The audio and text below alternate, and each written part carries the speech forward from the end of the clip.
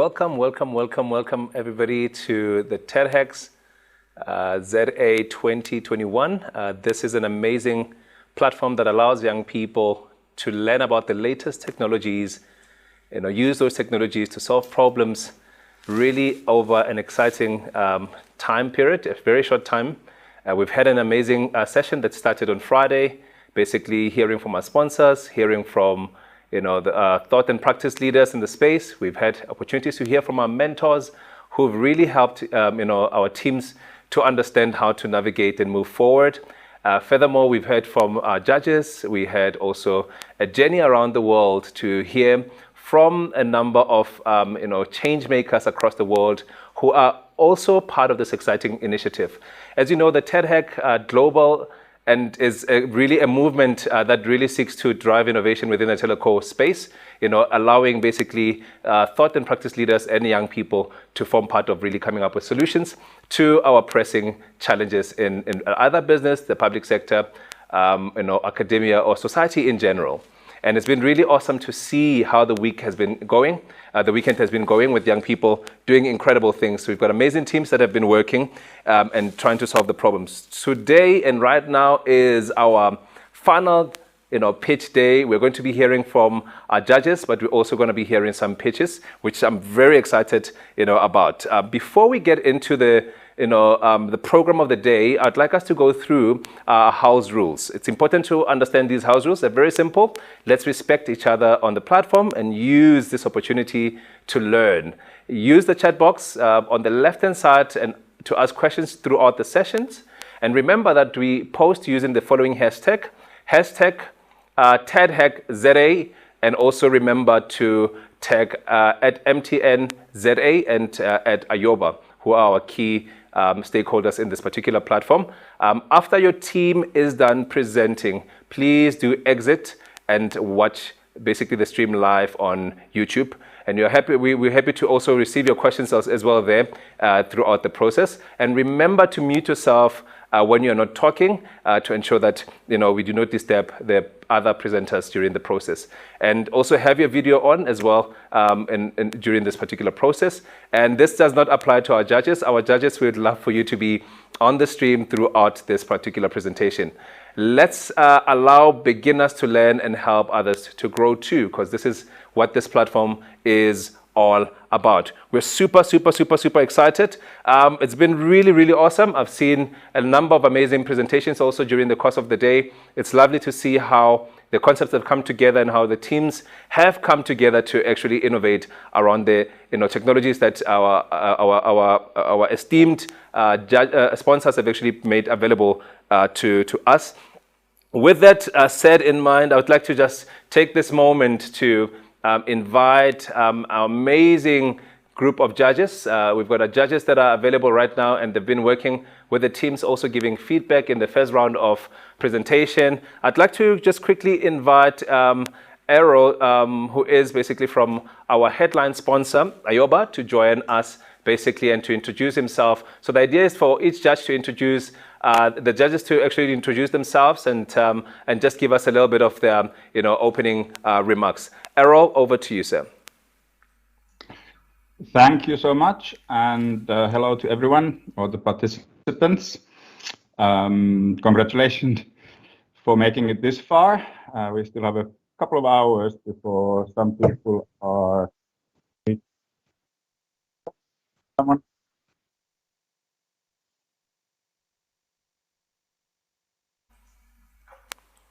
You may continue. There was a little bit of a technical glitch there, but you may continue. Okay, thank you. Yeah, so my name is Eero. I'm the head of ecosystem development at Ayoba. So basically, my job is to make sure that every single developer and startup on the continent joins the developer army for Ayoba. And for today and over the weekend, we've seen a lot of nice ideas, and regardless of who will win and who will become second, I will probably be in touch with all of the teams in the coming days to see how we can help you further post this event. But good luck for everyone. Thank you.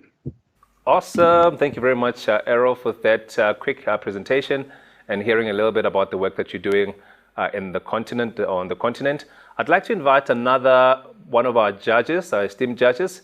Cornelia, please, would you join us as well and introduce yourself?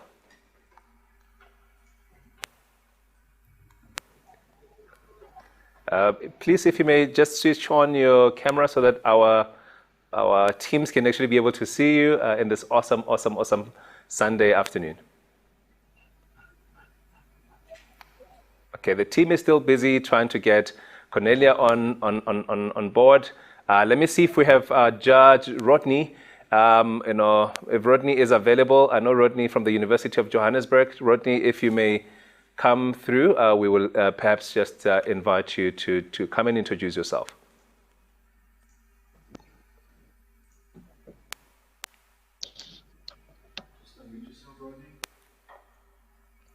If we can invite our judges to please have the cameras on so that our participants can see the judges and get to see who are the people behind the voices.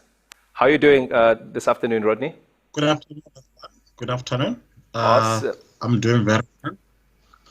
Awesome. If you may just quickly introduce yourself and just give us your opening remarks. Okay, definitely. My name is Ronnie Mabokela. I'm the head of the Technopreneurship Center at University of Johannesburg. I'm also a lecturer in the same department. I'm in the same university. So basically, I'm the head in the Technopreneurship Center. So what happens is that I teach students to innovate, to ideate, and we also ensure that they can be able to be incubated. The ideas are able to be incubated in the center. Yeah, that's in a nutshell from my side. Fantastic. Looking forward to the final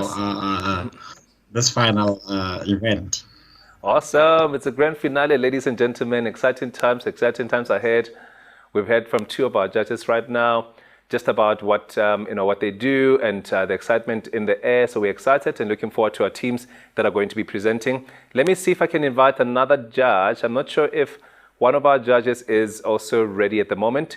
I think I can see that Vuyo is actually with us at the moment. Vuyo, if you may come in to introduce yourself to our community. Hi everyone. My name is Vuyo. So just a bit about me. I'm a junior cloud native engineer at Container Solutions, a women tech maker at Johannesburg. I was with Polokwane, top 15 young geek, former runner-up with the MTN TADHack. So I'm super excited to see what's going to happen today. So that's just a bit about me, mainly in the cloud space, so helping companies obviously containerize things using Kubernetes and understanding where Docker is going now. Awesome. Thank you, Vuyo. Thank you very much for that brief and quick introduction. It's lovely to see Vuyo actually, because she's saying she was on the other side and today she's really sitting on the judge's seat, and this is awesome to see the development in the ecosystem. I'm going to invite more of our judges to come on board. I want to check who do we have online at the moment. I see that we have Alet who is available online. Alet, if you may come in and please introduce yourself and the work that you do. Thank you. Hi, Shoal. It's nice to see you again. We spoke a little bit yesterday, but yeah, I'm representing MTN SA. My fellow colleague Cornelia will also probably join soon. Yes, and it's a privilege just to be a sponsor of this event. And yeah, I have a bit of an agenda today, Shoal. And the agenda is really around looking at the talent that's in these final teams, and really trying to find some people so they can join the following. Let me just quickly close my camera. It's called the Innovate, MTN's School of Data Science. I'm always on the hunt for fresh new blood and talented, proudly South African guys and girls to come and join my team. So yeah, that's me, Alet. I'm Smith from MTN, looking after the big data platforms in MTN SA. Awesome. Thank you very much, Alet, for that brief introduction, and also really outlining from the very get-go that you have an interest in getting talent and bringing it into an awesome organization. I know that there are a number of internships that are available for our community, which is really, really awesome, an opportunity to work for great companies that are part of this exciting initiative. So I want to see who actually is one of our judges who is here. I see that Cornelia actually is back with us. Okay, there seems to be some connectivity issues with Cornelia at the moment. I want to check if we can get another one of our judges to come on board. If that is not the case, actually, I see that we can continue with our program. We've introduced quickly our judges. It's lovely to meet our judges. We've not met all of them, but those that we have not met will get a chance to introduce themselves as the program continues. At the moment of truth is about to begin. I mean, this is awesome, an awesome time to welcome our first three teams, which will actually pitch for us today here on our grand finale. And our team, the first three teams are, we've got Android 3.2. That's the first team to present. And we also have Code Zen. And a third group to present will be TADHackZA, which is also one of the teams that will be ready for us. I hope you are already ready to go. I'm going to take a short break to allow. Okay, let me just see. I see technical team is still communicating with us here to ensure that we've got everything going and smooth. I see that the teams are ready with us, but before we move to getting our teams ready, let's actually take you through our criteria as well, so that you can remember and see how is this judging process going to work, what are we looking at, what are our judges looking at, and just to remind our teams of what the judges are looking at. One of the criteria, the criterion is as follows. We've got impact. Under impact, the judges are looking at innovations for growing local telco, digital and fintech opportunities, and also they're looking at COVID-19 related issues. They're also looking at resourcefulness. How well did teams use the resources provided to them, including the tools that their sponsors provided? The judges will also be looking at user centricity. They want to see if you're putting your user at the center of your solution. And this really involves, is the solution elegant? Is it simple? Is it friendly for the user? This is very, very important to consider. They'll also be looking at how you generate value. And here we're talking about your income generating activities within your business model. What is the wow factor in your business concept and to the market potential of your solution? This is very important.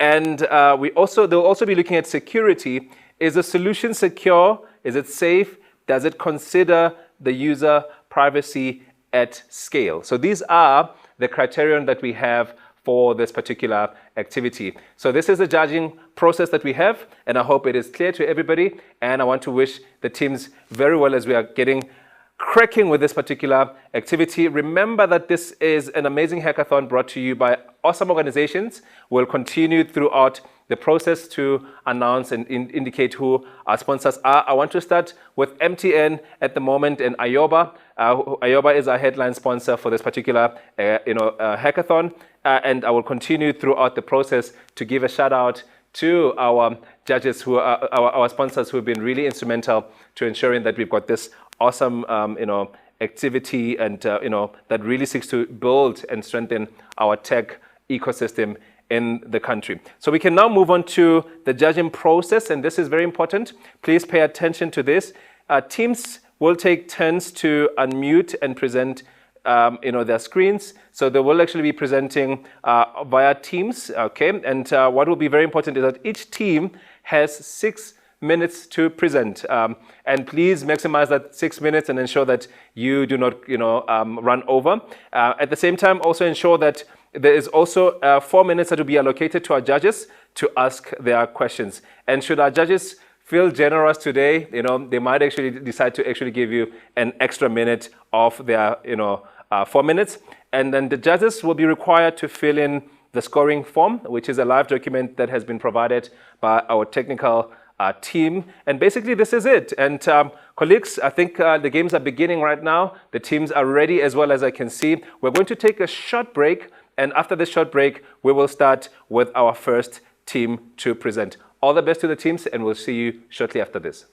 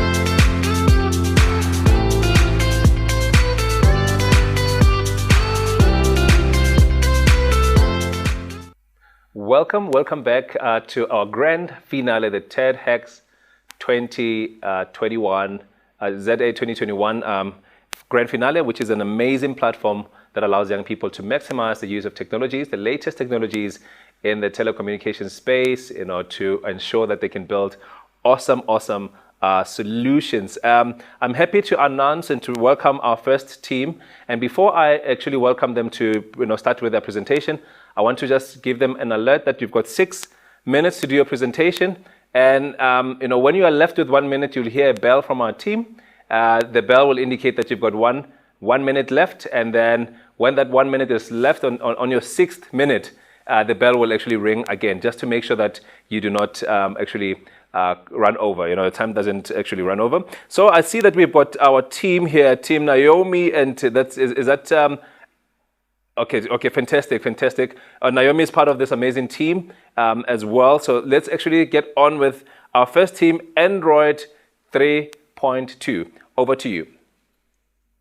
Thank you so much. Good afternoon to all the judges and the viewers. We are Team Android 3.2, and our solution is Stocker, Africa's marketplace. So the problem statement that we came across is that over the past 2 years, we have become a troubling season for small businesses and enterprises that were unprepared for the 4-hour economy. The lockdown alone forced the closure of 42.7% of small businesses. The COVID isolation has also reduced the confidence of potential new business comers and diminished the creation of new startups. South Africa is facing an increasing unemployment rate of 7.8 million jobless people, and the past looting incidents costing over 1.5 billion in lost stock. As well as crime that continues to increase, the informal entrepreneurs, more especially women, are reluctant to start small businesses. Our solution, an inexpensive platform for small businesses and individuals to reach the right customers and make sales. Total revenue of the apparel market alone was approximately 1.46 trillion in 2020. Our solution compiles of a Yoba marketplace that creates job creation and stock safety, as our clients will be saving their own stock. Marketing to the right customers, over 5.5 million active Ayoba users means that there's already existing platform for merchants to reach their customers.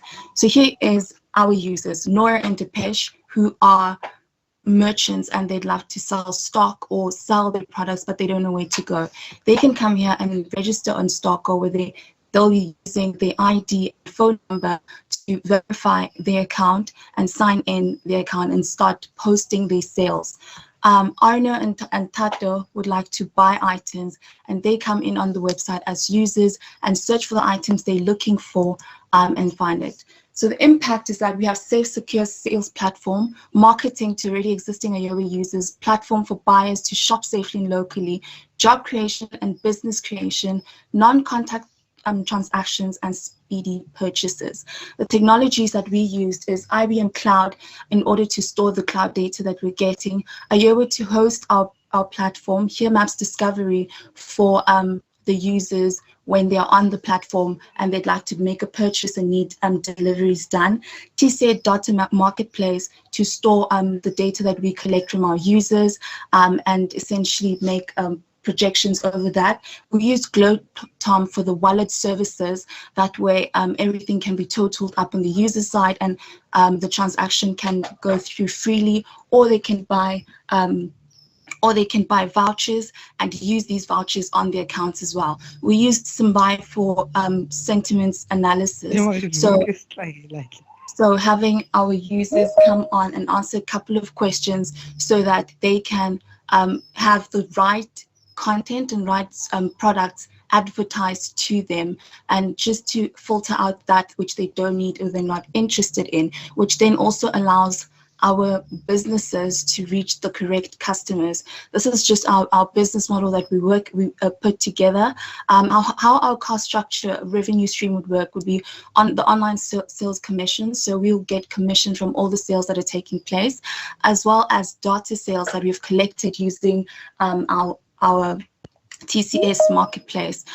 We also saw that there is a Wii stores for delivery services for small businesses on Ayoba already available. So using their service would then ensure that we have delivery service available for the client. The security we have is IBM has data protection, TCS Marketplace has safe data storage, and GlobeTom for online wallet services, which already has the security to cover for it, as well as verifying the merchant's account with their ID and their phone number. Thank you.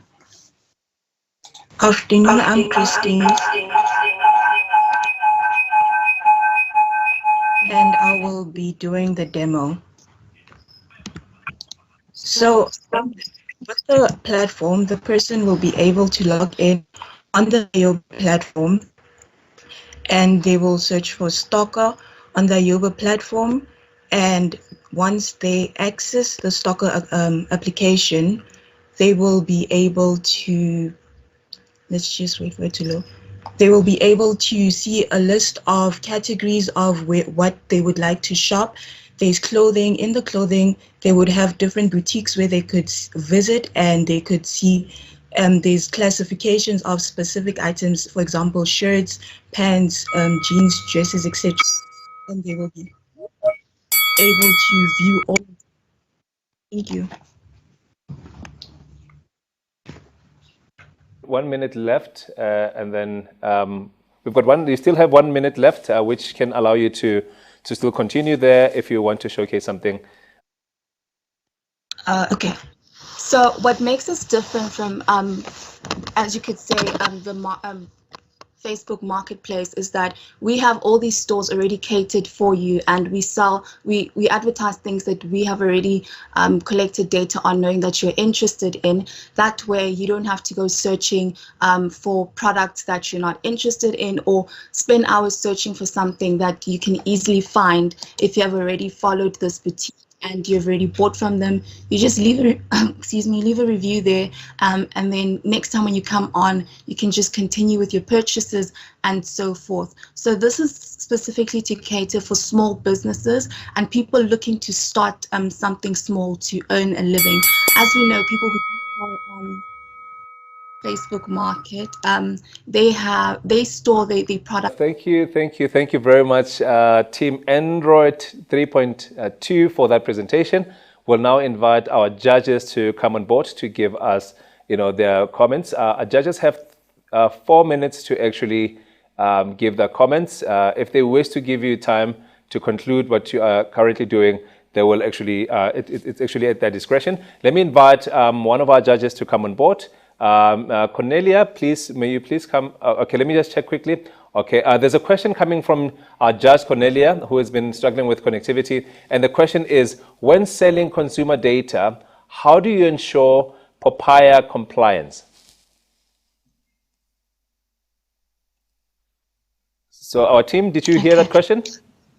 Yes, we did. Thank you so much. So according to the data that we collect, we're not collecting anything that is personal or any information that could be linked back to the user. Essentially, what we are collecting is marketing data, such as the age groups of the people that are using the platform, what type of products they're interested in, and so forth. So we're not collecting any data that is personal or could be linked back to our user.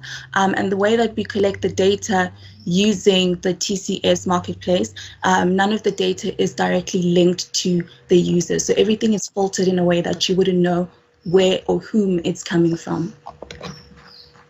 Awesome. Thank you very much. I hope, Judge Cornelia, they have answered you to your satisfaction. I see that we've got Alette, basically with a question. Alette from MTN. Please, if you may ask your question. Thank you. Maybe the question is to Christine because she's a developer in the team. How are you envisaging to use the AI chatbot?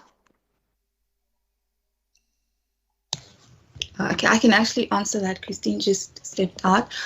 So for the AI chatbot, what we did is that we used, we just put in a way that we can ask specific questions just to find out our user demographics, as well as to understand who our users are and what exactly they are looking for. That way, when we've collected all the data, then the AI on our system will just suggest products that they are interested in, and products that cater to them. So if there were to be an event, and that event is usually attended by people who are between the ages of 18 to 25, then it would advertise that event to the person as well. Yeah.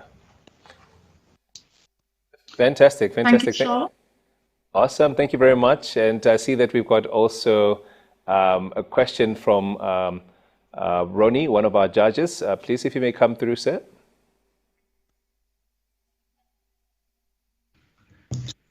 Yeah, all right. My question is around the sentiment analysis part, which is very much important. So you are dealing with people with multiple, who speak different languages, especially if you want to be inclusive from a business perspective. How do you plan to integrate different languages on this? I believe the platform that you are proposing is only for English. How do you propose on performing sentiment analysis around other South African languages? Okay, so for this hackathon, when we used the sponsors that we used, Lucius Simbai, they didn't have a language option, but we do look into adding the language feature for those who do not understand, because as we all know that people who do go on marketplaces and so forth would like to communicate with buyers who speak the language. So another feature we also have is that as a buyer, you can then contact the seller directly and speak to them. So that kind of eliminates the whole language barrier if the buyer can be able to speak the language that you are speaking in as well. Awesome, awesome, awesome. Thank you very much. I hope our judges, that answers your question. I see that our 4 minutes has already lapsed. So as such, I would like to thank the team and to thank also our judges for giving their inputs. If our judges didn't get to give an input on this particular round of questioning, there will be an opportunity as well, perhaps with other candidates.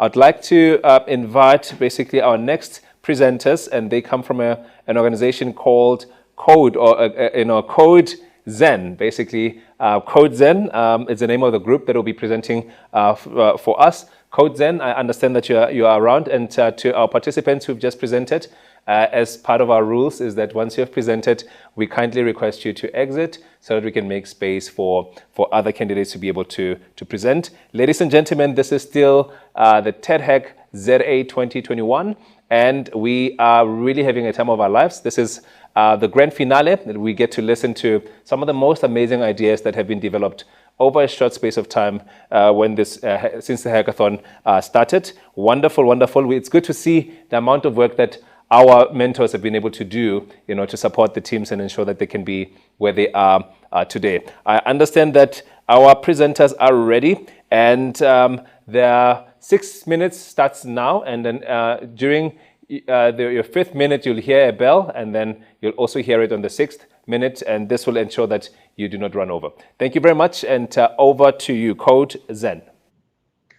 Students are demonstrating against the lack of NSFAS funding. For some bulletin this morning, students from the University of Johannesburg are planning to intensify their protest. For protests, police and students fought running. It is painfully ironic that in a continent with a staggeringly high illiteracy rate, access to quality education depends on how your pockets are.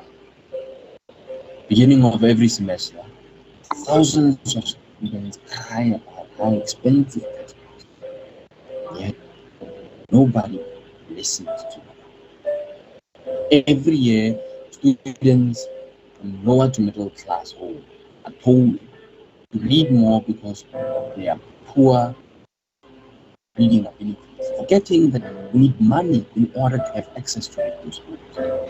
Students are tired of taking to the streets to fight for the right to be able to read. We need a solution. Desperately need a solution. Good day, everyone. My name is Sihle Mahaye from CodeZen. My team members are Alistair Villagazi and Crichton Sibanda. Simple books. Book prices are increasing every year, and having to purchase new books every semester or year can be very expensive. We may spend over 1,500 on a book purchase just to use it for 6 months, and then there is no further use for it. So, is the best solution to store it under your bed? The main problem found within students is that they experience high purchase costs, insufficient use, difficult reseller market, and book pileups. How do we fix these problems? We create a reseller market online. As the use of technology increases, online bookstores are actively available, but not active reseller markets. Introducing Simple Books, the online marketplace for books. We collect your book at your doorstep and deliver it to its next home. The users mainly rely on the platform and they don't have to meet with the seller to conduct the transaction. The aim is to make it simple for the reseller or buyer to receive their money or book with limited contact by secure and safe online payments, door-to-door deliveries, and to help obviously flatten the curve. Secure shopping is a big deal for Simple Books, which is why we ensure we use two-factor verification to confirm identity. A seller would post the book on the platform and a buyer will make a purchase. Next step, payment confirmation and data collection. Then after that, it's just a delivery. We consider making money by percentage-based pricing, fixed pricing, and promotions. Delivery will be available countrywide. Technologies that we use to develop this platform was the Mernstack platform, so that it's easily updatable, Tilnix, and Globotom. So now I'm just going to hand it over to my team member so that he can continue with the presentation.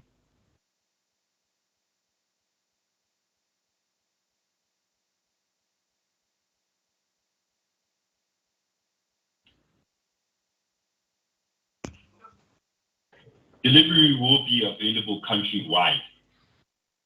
Technologies that we use to develop this platform was the Mernstack platform, so that it's easily updatable, Tilnix, and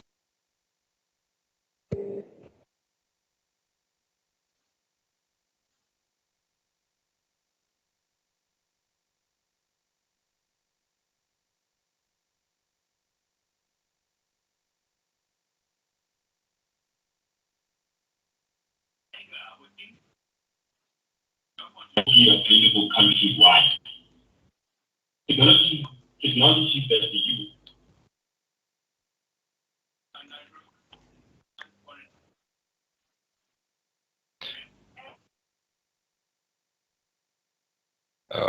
Crichton, is your mic on? Oh my goodness, I'm so sorry, guys.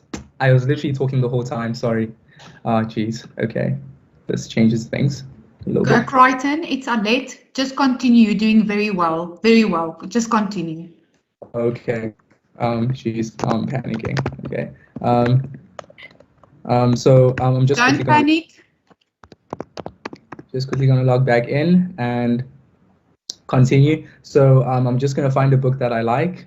So that's the book that I like. I'm just gonna purchase the book. I'm gonna enter my information, obviously for delivery purposes, and I'm gonna choose a payment method. We would have liked to implement other payment methods, but we couldn't because Momo was down.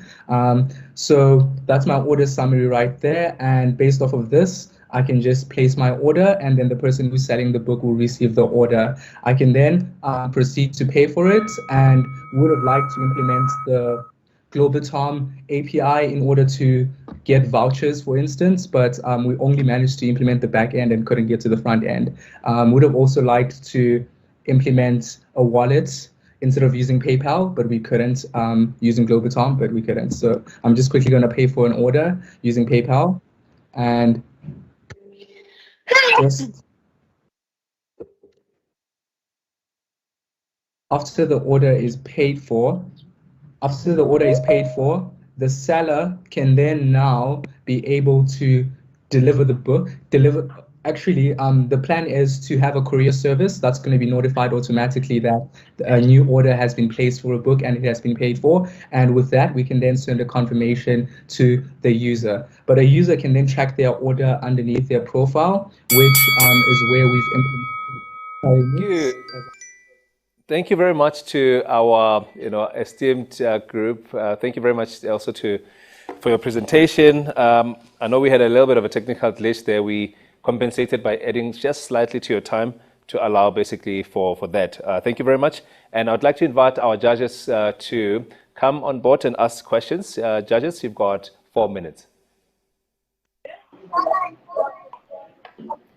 Let me see who is the first. Okay, who's asking the question?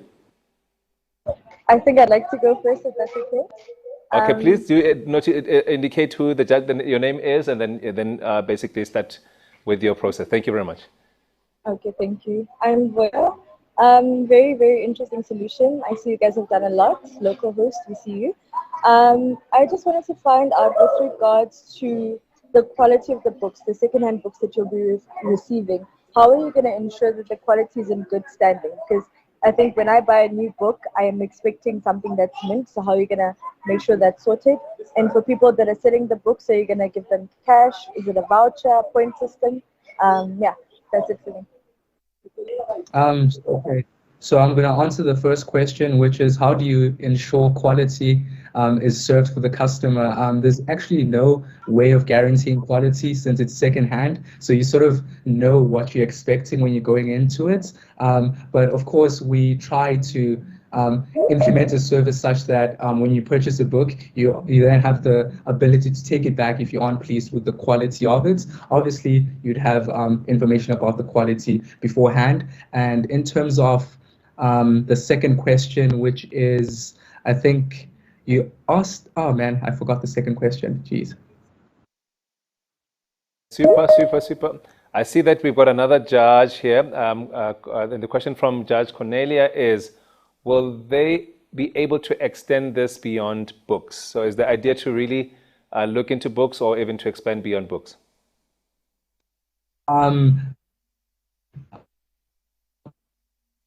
Any taker there from the team? Expand. Crichton. Crichton. Such that a student would pay. Yeah. Your network was a bit cutting. The line is not so clear. Let me invite one of the team members perhaps to answer that quickly. Basically, and we want to start with books. We'd like to start with books because. So in order. Colleagues, let's have one speaker, please. I think, Clayton, your connectivity is not so great. So just one speaker to close it off. I see that time is running out. Just one person from the team. All right. Basically, since it's just a book platform for now, we would look into expanding into like other industries that would need a simple solution such as this. Because if you look at like basically now the current marketplaces that we have, there's a lot of scamming that's actually involved, and because there's no middleman that's there to actually facilitate the transaction and ensure that there's no one of the parties is not a scammer or whatnot. So basically what we would do is we would act as the middleman. If we ever decide to join other industries, we would act as a middleman to ensure that we can reduce the scamming, the amount of scamming, basically, you know. Awesome. Thank you. I see that we've got about 30 seconds left. I don't know if we've got any one of our judges who wants to just ask a quick question. Yep, it's Eero. Hi, and good presentation. Thank you. Just a quick one on the operational side, logistics. How do you plan to manage the delivery and picking up of the goods? So we are going to partner with a courier service. One of them that we're considering is Ram Couriers, since they basically have packages that you can choose in order to partner with them in a way to have cheaper deliveries happen. So the way it would happen is after you place an order, if the book is paid for, we would then notify RAM Couriers to say, hey, there's an order that has been placed, and then based off that, we're just going to send the person who's selling the book an email to say, hey, at this time here you must be available, and then we're going to fetch the book for you, and then we deliver the book for you. Once the book is delivered, a confirmation to the buyer is sent there to say they've received the book. Obviously, even RAM Couriers has an API that sort of checks whether delivery was made or not. So based off of that, we're just going to update every part of the system that needs to be updated. Okay, thank you. Thank you very much. That was our group, Code Zen. That's all the time we have for your presentation. Thank you very much for your presentation. And also thank you to our esteemed judges for really giving awesome questions that I think have allowed our team to think also out of the box as well, and to look into where the solutions can potentially go. We will now be welcoming our third group, which is TADHackZA. Perhaps you guys will give us a proper pronunciation and how to pronounce it. The team, I understand that you're ready. You're ready as well.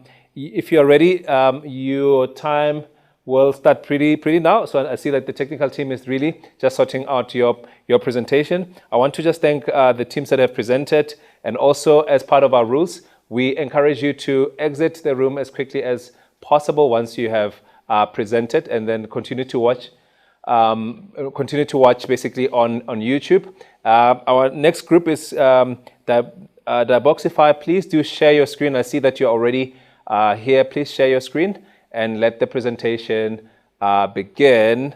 We will then do a countdown now. Are you ready? Hi, are you able to see it? Yes, we are able to see it. Thank you very much. And your 6 minutes starts now. Okay, thank you. My name is Mkakatla Maskela, and my team member is Ashlan, which is the engineering lead. I'm the product lead. So just to rephrase the whole problem that we are currently trying to solve is the South African local small retail market has from the past decade has undergone intensive change. However, still highly informal and cash incentive and controlled by a new class of traders with no intent to improve the sector or most importantly to not even transparent. So our solution, we are aiming to try to create a platform, a transparent painless platform where informal retailers and SME top up their inventory. So why we think about the solution is that this was tested 2 years ago when the COVID struck, and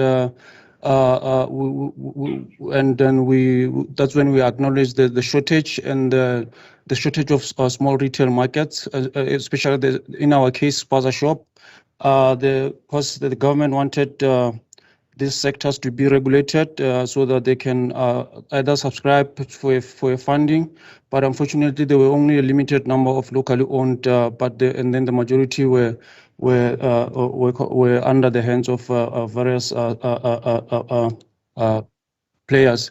So the impact is that we know that the demand, the supply and demand do exist, but the current players tackle the issue at a higher level. So I'm talking about it's either your government or the CDAs, because they go to these communities and try to promise them a lot of whether it's cash or whether it's to build them a warehouse, but unfortunately they never deliver. So with our solution is we're gonna try to partner with the locally recognized manufacturers or wholesalers or cash and carry so that we can deliver these inventories to our targeted locally owned stores. So in that regard, we'll be creating an inclusive informal economy to even boost our GDP and open up the sector for innovative tech-enabled solution. Because if you check now, you can't even try to partner with these guys because there is completely gated. And then, but then the approach is going to be we're going to start we're going to start by trying to find a way to capture the distribution channel and to even open them up after achieving that our product market fit, then we will focus on the last mile data, which is something that the wholesalers and the FMSG they are hungry for this data, but unfortunately they can't tap into it because of the current condition. The technology stack, unfortunately, from our initial presentation, we stated that we managed to work mostly on the front end, but our backend engineer dropped us, so we are having serious difficulties trying to further or show more capabilities of our solution. So the business model, I'm not going to go through much on it, but the most important thing here is the value proposition that we're going to try to give to our current targeted user, which is the market visibility and promote buy local. And then for the store owners, they just less travel, because currently they just lock the stores and then they go try to find the inventories. And then the customer segmentation, those are the manufacturers, and then we have three in this case. I'm gonna try to explain the last one, which is logistic. Somebody asked me why we said economically mobility owners or rickshaw owners or cargo bikes. Is that currently how these users go through how they order and deliver the thing? They use public transport, so they don't even have a problem using it because they can afford it. And then unlike when you use bigger couriers, which the pricing, the cut rate is too high. And then the revenue stream in this regard, we managed to connect Paystack for transactional, direct transactional, and then we're gonna try to create a subscription wallet whereby you can top it up, or especially for the community stock file or credit buy now and pay later. But this one would be applicable for power users on our platform, and we're talking about people who've been owning stores. So I'm gonna go through the where's that thing?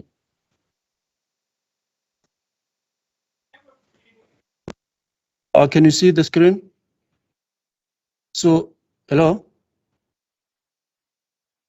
So we're gonna focus on the data that we're gonna collect on customers, because we're thinking of the card, the type, and their capabilities of or their technical capabilities. We don't want to clutter the platform, but the main idea here is prioritize contact details. Even if when they sign up, they can only use the phone numbers, and then from there, if they want to buy, they will choose from our category, they will search it, and then again, when they get to the cart, we're going to have, there's a big request whereby they cannot afford cartoons or bigger packages. So what they do is that the main request is that if a packet of cartoons has like 12 pack, and then, but only one brand or one flavor, how can we divide it? Okay, thank you very much. Thank you very much for that presentation. I'd like to just invite our judges basically to come on board to ask their questions. I see that our time has already run out, and then we will then basically move on to our next presenters, basically. So let me invite our judges quickly to give us their responses and their questions.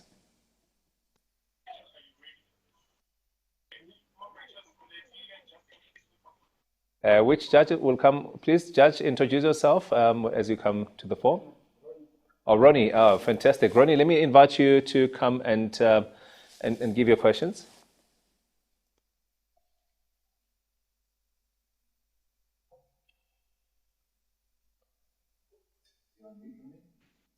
All right. My question is around the effectiveness of this solution.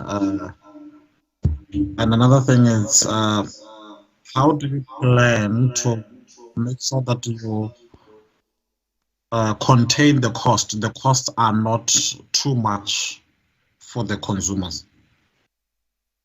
So hence we mentioned that the initial focus is that we want to try to partner with the locally owned manufacturers or wholesalers and try to find to get a better pricing for our this stores, which is they currently do it, but then they are getting it at a mini informal warehousing, and unfortunately they give them, the pricing is different. How they sell it to other, the higher majority is different, is lower than how they sell it to our locally owned. And then I have data to that one. I've proved it, and then even when we were doing our research, they confirmed it. Awesome. Thank you very much to our judge. And may I please invite another judge to come and give us a question?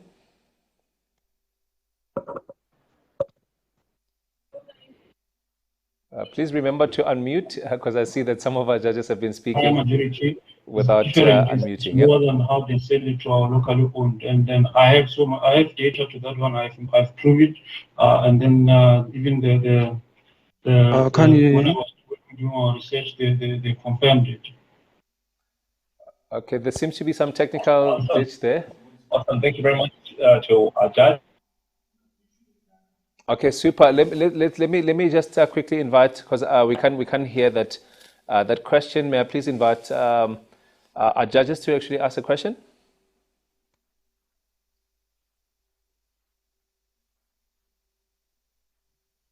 Do you have more questions from our judges? Errol, perhaps I can invite you to ask a question.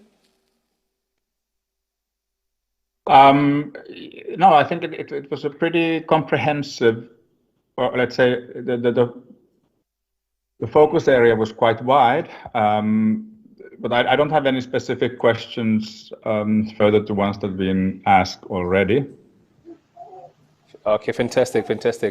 Thank you very much for that. And I want to just take this moment to thank our judges, basically, and our presenters, and remind our presenters that as soon as you are done with the presentation, please do exit and watch on YouTube, continue to watch on YouTube. I want to just highlight who our next presenters are. Please do get ready.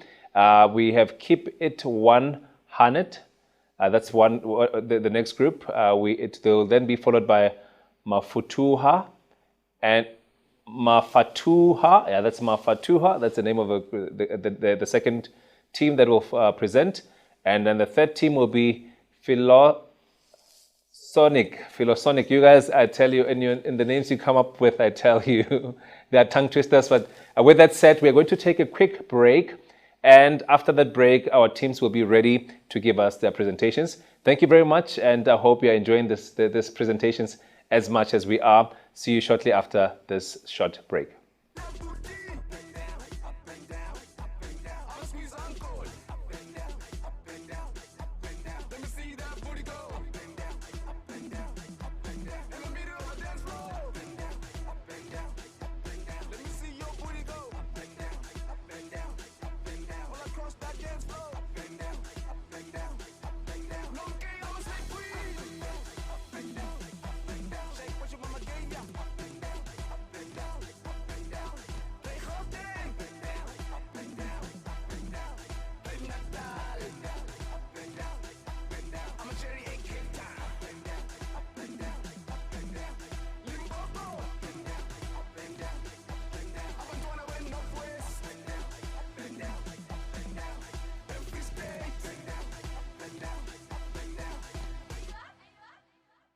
You know what drives the world?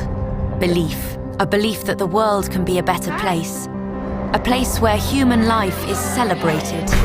A place where equality has a seat in the boardrooms. Where viruses have left the building and the planet. Where the only room for hunger is in the eyes of champions. Where there is thirst for moonshots. Where sustainability is not just part of a cool #goals. A place where we can breathe, and so can the communities we belong to. These beliefs may sound audacious to many, it was giving feedback. Okay. But you are not alone. We at TCS share your beliefs, and we know how to bring them to life. We are fellow travelers on your journey, equally excited, bringing everything, know-how, innovation, and agility. What do you believe we can do together? We are TCS, building on belief. Ladies and gentlemen, welcome back. Welcome back. It's really been awesome, listening to the presentations. We move on to our next teams that we'll be presenting. Our first team is Keep It 100. That's the team that we'll be presenting right now. Our teams have 6 minutes to present and 4 minutes for our judges to ask their questions. We encourage the teams to, if you're not speaking, please keep your mics on mute. Whoever is presenting will be the one who actually presents. And remember to listen in to the bell that will actually ring on when you have reached your 5th and 6th minute. Over to you, team. I see that you're getting ready. Please do share your screen. I think our audience and our community is ready to actually hear from you. It's been really, really exciting to see the engagement from the judges as well and the feedback that the teams have been getting. We are so excited. We want to see if the teams have been able to actually input or incorporate some of the inputs that were given to them earlier during the first round of judging. So I see that the teams are still busy getting ready. Mafatuha, also get ready. Philo Zenik, also get ready so that we can get the balls rolling on our site. With that said, colleagues, this is still the TADHackZA, basically Hack 2021 ZA, as you know. It's TADHackZA 2021, an amazing platform that allows young people to use technologies to solve key challenges in our sector. So I see that our team is now ready. Team, your 6 minutes starts now. Hello. I just want to check, am I audible? Okay, thank you. So our product name is Drip Boss. Basically, this is a beauty and grooming influencer type of network. The reason for this really is because, sorry. Oh, the reason for this, it was because after talking to a lot of my friends and our friends, really, we found that they have the exact same frustrations that we have when it comes to haircuts and nails and all of that. And we found that, especially after coming out of the pandemic, that it would be nice to kind of have your barber or your nail technician come to your house to solve this type of problem or this pain point. And it also would be very beneficial to them as well to actually have this type of exposure. So that's why we developed this drip boss. And for those who don't know, drip basically is an adjective for swag. In terms of research, there's an untapped R1 billion market here that we can tap into.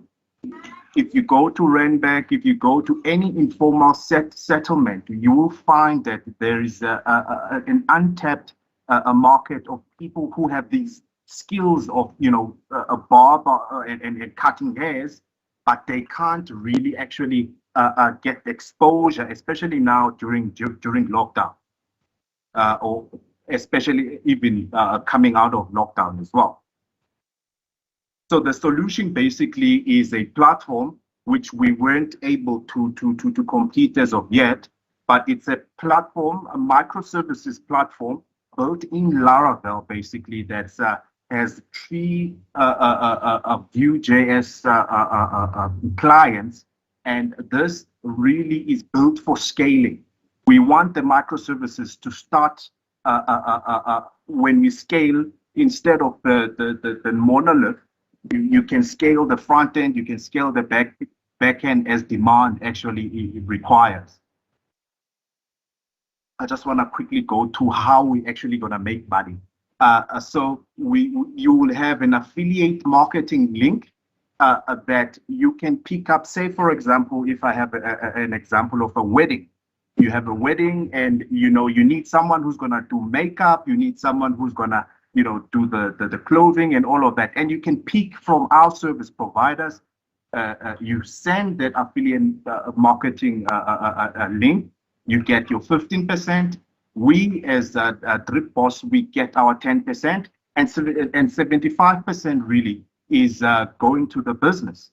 I'm just going to quickly go for a demo.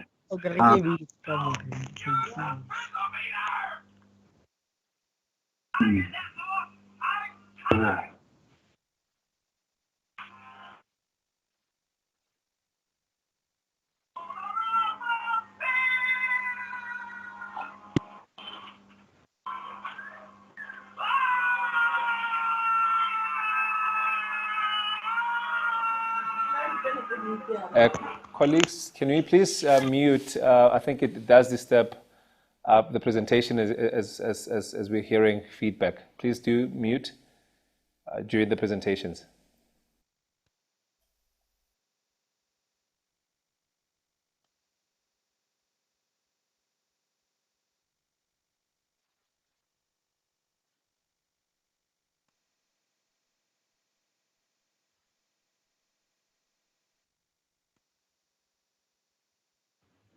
Oh, sorry.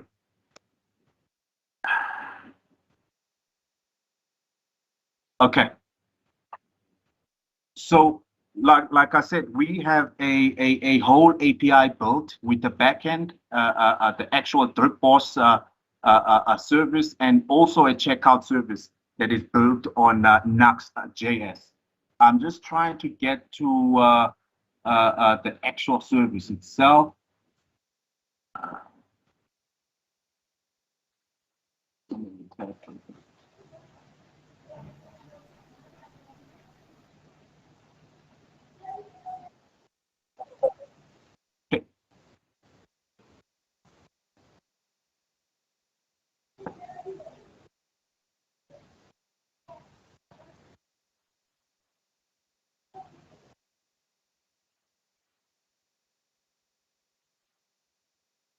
There's a connectivity.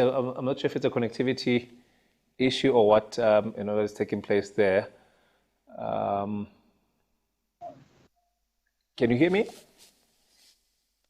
Yes, I can hear you. Okay, fantastic. If you can just continue, you've got just under a minute.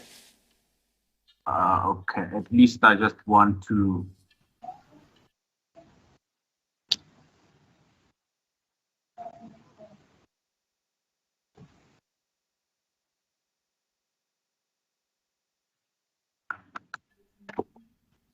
Okay.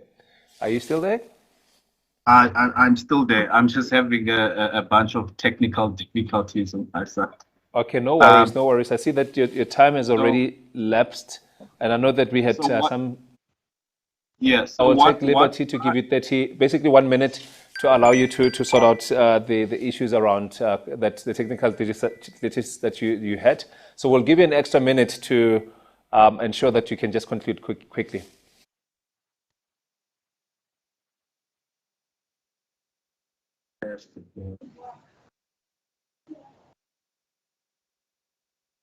We can't hear you. You hear me? Yeah, please. Now we can. Continue, please. And my screen, can you see my screen? Yeah, we can see that there is nothing there. I think there seems to be some connectivity issue there. I think if it is not working, let me just quickly invite the judges to actually come on board so that we do not lose time. Okay, super. Let me invite our esteemed judges. Thank you very much for your presentation. I think we've seen most of it. I think 99% of the presentation we've been able to see. So let me invite one of our judges to come on board. So I think the team is busy just sorting out some technical issues there. As they're sorting them out, should I invite Ronnie? I don't know if you want to come in first. Or Aaron, I see that your camera is on. Could you please join us? Yep. Oh, fantastic. I can join you. Great stuff. Yeah, thank you very much. I wanted to go back a little bit on to the actual problem statement. So I wasn't quite sure whether the solution is a platform to connect hairdressers to their clientele. And so if you can just go and rehash the problem statement. Okay. So in 15 seconds. Okay, so the problem here is really getting a service providers and the clientele, meaning that the person who wants the haircut, the nails, we want to link them up. We want them to actually see each other. We want to facilitate that, right? This is a very broad application where you can incorporate all of these things like location, but our aim is to kind of get that community of people that want to have these services that are provided into and link them up with the actual people that provide these services. Okay, great, thank you. Super, thank you very much. And I would like to just take a quick, question from our judge who's actually joining us also through. Okay, I see that Alette is actually ready for us. Alette, if I may invite you in. Thank you, Sipho Mulelezi. I want to just make a comment on the monetization of this idea. I think it's a fantastic idea. I know this because I'm female and I'm always battling with my very small salons that don't have online booking system and they don't have the resources to build these apps. So that I think is a novel idea and I congratulate you on that. Just as a woman and a user of these services. So thank you very much. I think it's a good idea. Let me ask a quick question then on your security. How are you bringing security to the platform? Okay. Because we're not exchanging money here, right? Sure. So do we need security? So what we did now, and that was mostly where we spent our efforts really. It's because we are actually planning to actually launch this.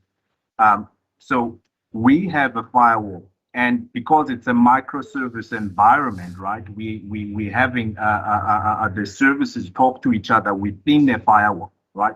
There's many ways that we were thinking of doing this. Probably for now, we're still using just a normal Ubuntu firewall. And then we have all our services connect via tokens. We have scopes for the drip boss. We have like a scope that you can't as an admin just do what you want, the permissions and all of that. So all of these services are hosted in Docker. In terms of scale, we were thinking more of something like Kubernetes, or eventually something like, right now we're communicating using RabbitMQ, but we were thinking more of things like Kafka, which is free and really scalable. So we want to build everything in terms of components. Every business domain really has to be a component in itself so that the solution can, we can play around with it. So that's what we were thinking about. Super. Thank you. Thank you. Satisfied? Okay, fantastic. Thank you, Judge, as well for that question. I think we've got another question from our judge who is joining us from a different platform. And the question is, will you consider different percentages cuts for different types of businesses? And then I think I see the example there, clothing versus haircuts. So I think maybe just, I don't know if the question is very clear. Yeah, that's pretty clear. Okay, super. And that's a good suggestion as well. I mean, that's a good question, Ray. I mean, if I make a small business and like, maybe I cut hair and then it's compared to clothing, we might also just rethink that in terms of the pricing plan, because it should scale as you actually earn, right? Not us charging you exorbitant amounts. So that's something that we can consider as we move along with the development. Awesome. Thank you very much. We have run out of time. Thank you very much for your presentation, and remember to join us live basically on YouTube, and you can exit to allow the next team to come in. We're running a little bit behind time, so we're going to try to accelerate things as quickly as possible. So we're going to go to our next presenter, and it's the team called Mafatuha. Mafatuha, if you may come in, please, and share your screen with us. I see that you're ready. I'm excited to see that. Please have your video on, and we encourage everyone who is not presenting to please mute so that we do not have unnecessary background noises and sounds. Let's get this to be as smoothly as possible moving from here. And your 6 minutes start now. Good day. We are Team Maftuha. This is Talha Patelia, and my name is Adila. So what is Maftuha? Maftuha is a single secure application in all aspects of schooling using facial recognition and identification and sentiment analysis. So the problem is there are apps out there at the moment and or platforms like Google Classroom and Exam.net. Exam.net got very expensive during the lockdown. Google Classroom doesn't allow for exams to be written online. Some of the other platforms are not cheat-proof. If a learner has a screen attached to his laptop, that screen is not picked up, and then they usually Google on that screen, keep crib notes. People are getting their friends to write the exams for them. So what have we done? So for this solution of our for these problems, these are the benefits of those solutions. We facilitate the online exams through moderation by facial recognition by TCS Cubo, and then we have also identification of each individual on the platform with Contactable's API. Then there's communication that's run with TCS PostgreSQL database that they're running for us, and then we have simple AI using sentiment analysis, so we can find out if there's a problem, then there'll be a negative, or there'll be a negative thing, and then if there's a complement or something, there'll be positive. And then disciplinary issues can be sent out by Telnex, SMS, and just general information can also be sent out by SMS. And then there's also online cloud storage that can be implemented through IBM.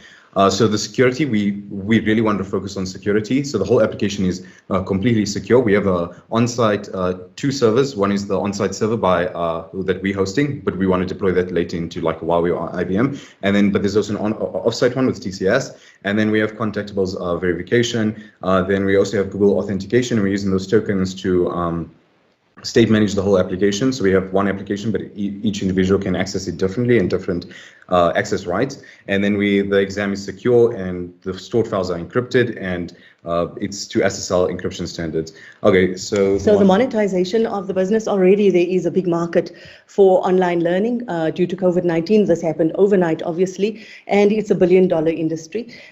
So there is already a market for us. However, how will we make money? So we are looking at schools and universities at this stage to pay an annual subscription fee to use the app based on the amount of students that they're using. And we've shown an example of UNISA and the private and independent schools already there. Already about 800,000 students in just that platform. The application captures examination data that can be monetized using TCS Data Marketplace, and globally certified competency providers are in need of this data to avoid fraud or cheating during the exams. These competency providers can collaborate with enterprises to use the app to upskill employees. And then if we look at the areas where there's the government schools and they can't afford this app, then companies can come in with their social responsibility and then fund these schools for data and hardware. The resources we used were Simple AI, Telnex, Contactable, TCS, and IBM. This is our system architecture for the application. We're going to run a quick demo by a different user here. 1 second.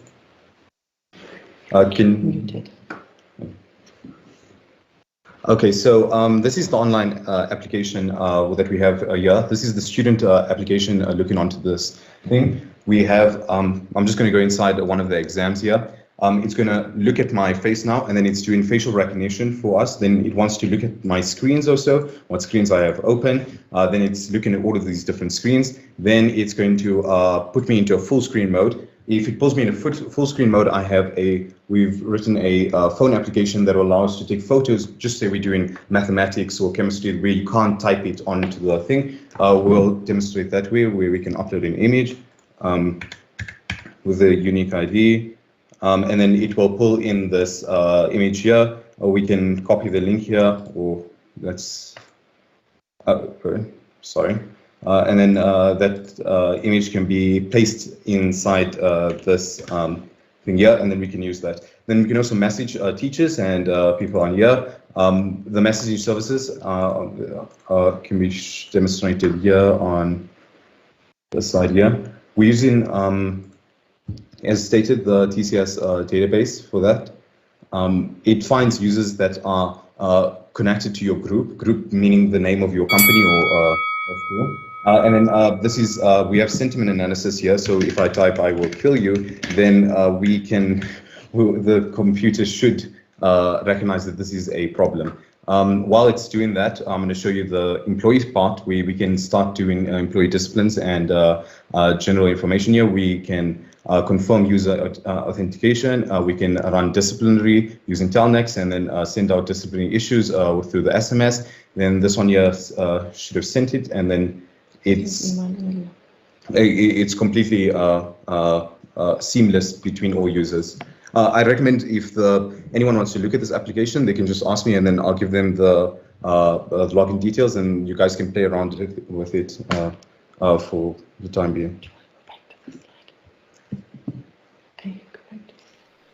Awesome. Thank you very much to Maftuha. Is that the way we pronounce it? I hope I got it right. Maftuha, fantastic. Thanks, colleagues, for your presentation. I would like to just invite our judges to give us their questions. I see that we've got a question from Vuyo. Vuyo, please come to the fore. Hi, it's Vuyo again. I just have two questions with regards to data and connectivity. You mentioned that you'll be touching on schools. How do you plan on securing the data because you're dealing with minors? So that would be an interesting one just to know how you'll solve that issue. And then with regards to connectivity, so you spoke about government schools. How do you plan on being accessible offline? Because if you're using facial recognition, what tools are you going to use to make sure that it still works properly offline? Okay. Awesome. I hope you heard that question. Yes, I heard the question. Very good questions asked. The first question regarding data being stored on the application, there's two ways that we can store data. One is we go to the company or the school and their systems, or we access the data from their systems, being facial recognition data or exam data. And then the other one is that we store it on our servers. But there is an understanding of how could other like impoverished areas access the data, as there is probably, it's possibly that this application is data intensive. So the individual who sets the exam can state how many times the application is collecting data from the user, and this should reduce the amount of data that is being transferred over the network. And also we would ask the other companies to sponsor different schools, so we can start actually bringing more technology into these schools. So this should be the starting of technology. So just not only for this application, but all for other different types of sectors that they want to run in the school. Yeah, so in terms of the data, also another thing is what would happen is then the app would then switch on and off the camera for the student while they're writing the exam at different intervals. So the student wouldn't know that the camera is on or it's gone off at certain times. So obviously then that it reduces the data usage at that point, but also the student doesn't know when the camera is on or off, so that also reduces the risk of cheating during the exam, because this is the kind of thing that Tala is seeing firsthand. He's still at school, and these are the things that we're hearing and we're seeing firsthand. That's happening. Awesome. Thank you very much for those questions, for answering the questions. I see that we've got another question coming from our Judge Cornelia, and the question is, how do you get around the POPIA requirement for processing information from minors?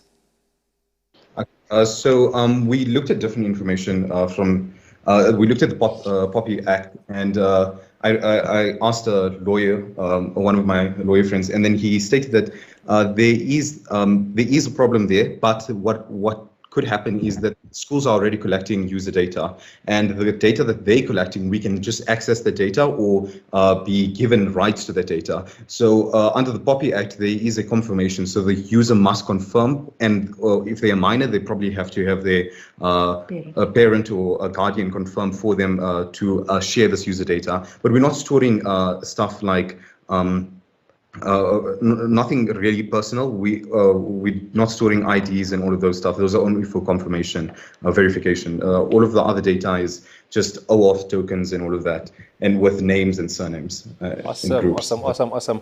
I would like to now move on to our next judge, Errol, if I may invite you to come on board. Yep, thank you. Firstly, extremely good presentation and a kind of a novel idea, especially the focus on the exams itself. I wanted to check: is this purely for exams, or are you looking at using it as a teaching or learning platform as well? And if so, where do you source your content, for the educational content? Okay, so that's a great question. So we focus mostly on exams for this presentation here, but there is different sections to the application. So if you can see my sharing on my screen, I have classes, meetings, exams, chat, and storage. So for storing of school information, we can use IBM, the bucket system, online cloud bucket system, and we will store all of the exam data on there, and possibly like homework data and stuff that we use in school constantly. With meetings, I was looking into integrating Zoom rather than rebuilding the wheel. Integrating Zoom directly into the application, so it's just one single application that the user can jump between, and then they can get all of their, they can listen to classes and that. With classes information, this is just like, okay, there's an assignment this day and that. That's organizing all of that information. So these are the main categories here. And then obviously for the teachers, it will be the same, but they have different access rights. And then for the people who, like the admins of the school, they have their access rights to the application, or what is different also. Excellent. Excellent. Thank you.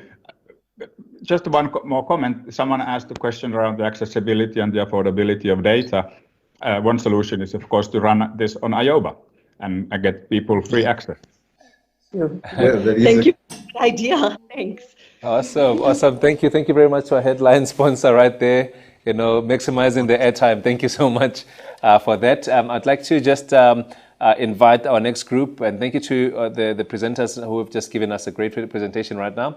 Please do remember to exit as quickly as possible and then follow the stream live on YouTube. And next up, we'll have Philoxenics. Are you ready with your presentation? Okay, I see that they're still getting ready. So the idea is for you to just do your presentation as quickly as possible. You've got 6 minutes and 4 minutes for questions and answers from our judges, with our judges. Exciting times. We're still at TADHackZA 2021, and we're having our grand finale, and hope that you are enjoying the presentations as much as we are. It's really been an exciting time to see how these ideas have developed and the mentors that have been really instrumental in getting us where we are. I see our next team, Philoxenics, is already ready for the presentation. Over to you, and your 6 minutes start now. Okay. Hi guys, we are Philoxenic. Today I'd like to present Matoho, which the name comes from One Needing Help. It is an application that links individuals or companies that are in need of day-to-day tasks. So our team consists of Lebogang, Otsile Ramongane, which is our web developer, and Tokozane Ledwaba is an Android developer as well. So yeah, our problem, we saw that during COVID-19, during the lockdown, COVID has impacted a lot of people, and a lot of people have ended up being retrenched, losing their jobs, and unfortunately, the crime rate has also increased significantly. So to explain more about our application, the problem we identified is that,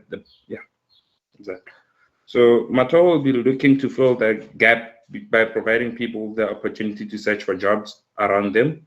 And this application will link individuals or businesses with people. So we will have Matoho Doers. So our Matoho Doers will be our client, like it's going to be like a decentralized Uber version, whereby we have clients who are requesting services and clients who will be rendering the services.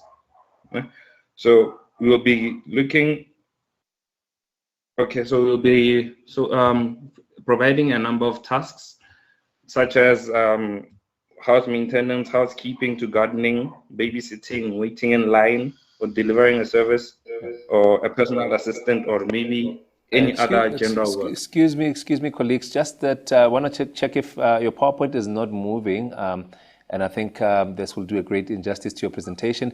If you can just try to share it again so that we can be able to see it. It's currently not moving.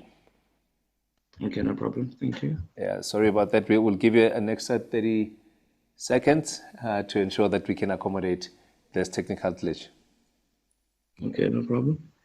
Is it moving now? Not yet. Okay, let me just check right.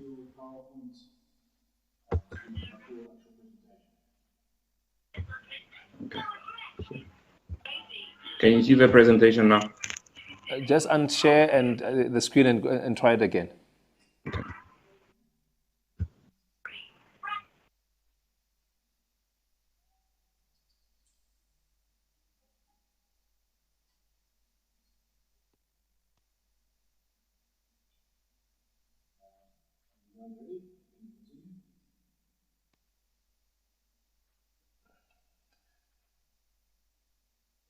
You can continue. If you're not winning, let's continue so that you don't lose more time. I'm winning now. Okay, fantastic. So if you can do it as quickly as possible, and because you're almost there, but also still keep calm. Don't allow this to make you panic. Okay, can you see the screen now? Yeah, we're good. Thank you so much. Here we go. Okay, so as I was saying, that we'll be looking to fill the gap by providing people with a number of opportunities for the jobs around them. So we have babysitting, we have cleaning, gardening, laundry services, delivery services, queuing, and we have researchers, and also you can also request for a personal assistant. Okay, so the technologies that we've used are contactable to verify the ID numbers for our clients and for the security reasons as well, since there's a high number of human trafficking. So we're using IBM for our database, and we'll be using TCS chatbot to ask with frequently asked questions. And now I'm going to play our demo. Sorry about that. So for job searching, here's our delivery service. It's an app. As you can see, that you can add a parcel, what kind of parcel that you would like to request to be picked up. So you have a delivery or pickup where you have a date, a time, whether it's going to require you to queue. You can also have a location whereby you pick up the location and drop off location, as well as the type of building that you're going to be fetching the package from. And we'll have a PA for the day. So we'll be charging out 150 call out fee, and as well as 100 rand hourly fee. So depending on for the PA, you'll be requiring them to manage your house or admin at work. So you also state where you'll be requiring your services, and as well as how many hours you'll be requiring the PA for. We have babysitting, as you can state how many kids you'd like to be babysitted, when, what time, how many hours, where, as well as additional information whereby you can explain maybe if your kids have allergies or anything. And here's our business model. So we'll be using MTN Momo for our transactions, contactable for our identification purposes, IBM for backend, and TCS for chatbot, as I've mentioned. So maintenance for all company equipment and office space, that's our cost structure. Expenses on cloud services, internet connection expenses, salaries, paid marketing, key resources we use, open working space, fiber internet connection, performing laptops. So our value proposition, our users will get contacted by individuals or companies for freelancing jobs or whatever the client might need at the time. So there's everything for every person to fulfill their day-to-day tasks. So customer relationships, we aiming at user experience, ratings, and comment sections. So for our marketing, we'll be using social media, TV ads, app stores, and billboards. And our customer segment, we're looking at unemployed youth, graduates, private companies. We're also looking for people who are looking to take on extra jobs. And with our revenue stream, we'll be looking at ads. We'll have an app separately that doesn't have ads, and we'll charge 15% for a call-out fee. Thank you very much to our team. Awesome stuff. Awesome stuff. Thank you for your presentation. I'd like to now invite our judges to come on board. And let me see, which judges do we have currently? Is it Aled? Thank you very much. Please, if you may come in. Otsile, just a comment. I think this is fantastic. I'm not the judge asking many questions, but I get very excited when I see applications like this. I mean, this is exactly what our country needs. Our economy revival lies in small businesses, very, very small micro businesses. And to create monetizable apps like this, I absolutely love this. Just one comment, I think your call-out fee is maybe a little bit high. You should probably research that better. But really, guys, well done. I think this is such a lovely idea. Thank you so much. And just shout out on the Momo service. I think this is a very practical way of using a mobile financial service that MTN has to offer. Thank you very much. Well done. Thank you. Awesome, awesome. It's lovely to actually see the level of enthusiasm that we are finding from our judges. So I think congratulations to the team and the mentors who've been part of this amazing journey. I see Errol, you are ready for a question as well? Sure. Yep, I'm ready. Fantastic. I wanted to understand if you have like a unique selling point or feature in your app, because there's quite a few job seeking kind of casual platforms around. So I wanted to understand what your kind of winning formula is against those established players, such as, I don't know, Giraffe, etc. Okay, I'd say our winning formula is our app will be decentralized, whereby, for instance, your housekeepers won't have any boss and they can choose how much they want to charge their clients. So basically, we like the Uber version of connecting your housekeepers, your gardeners, and your babysitters, as well as your students maybe who need help with the research. They can also make money for themselves by doing research for companies and stuff. Awesome, awesome, awesome. Thank you very much, Errol. I hope this answers your question. Great stuff, great stuff. Colleagues, thank you very much for that presentation. I want to check if we've got one more judge that is going to be asking a question. I see that we've got Ronnie, who actually wants to ask a question. Please come through. All right, guys. Very good presentation. I love the idea. My question is around security. It's no longer a question that security remains an issue, especially on platforms like this. How do you ensure that the person who is actually using the platform is the person that you're actually who's actually coming to offer the service? Okay, how are we going to ensure the security? First of all, we'll be using Contactable to verify the identification of the client who'll be using the app, and as well as our Matoho doers, they'll be prompted to upload their ID document as well as the proof of residence, as well as take a picture while holding the ID document next to them to verify for security. And as well as we decided to use IBM for cloud, since they're also secured. And for we're also using file-based authentication to verify the cell phone numbers as well as the emails. Awesome, awesome, awesome. Thank you so much to our judges and also to our participant, our presenter, for that really awesome presentation, and also for answering your questions. I see there's a question coming from one of our judges, Cornelia, and the question is, which competitors are in this market and what differentiates you? I think this is a similar question to the question that Errol actually asked, to say actually what differentiates you from what the other players in the market are doing. Do you want to just say that to respond to the question? Okay. What differentiates you from the competitor? Yeah, if you can come through. Okay, what differentiates us is that we are decentralized. With our competitors, they're actually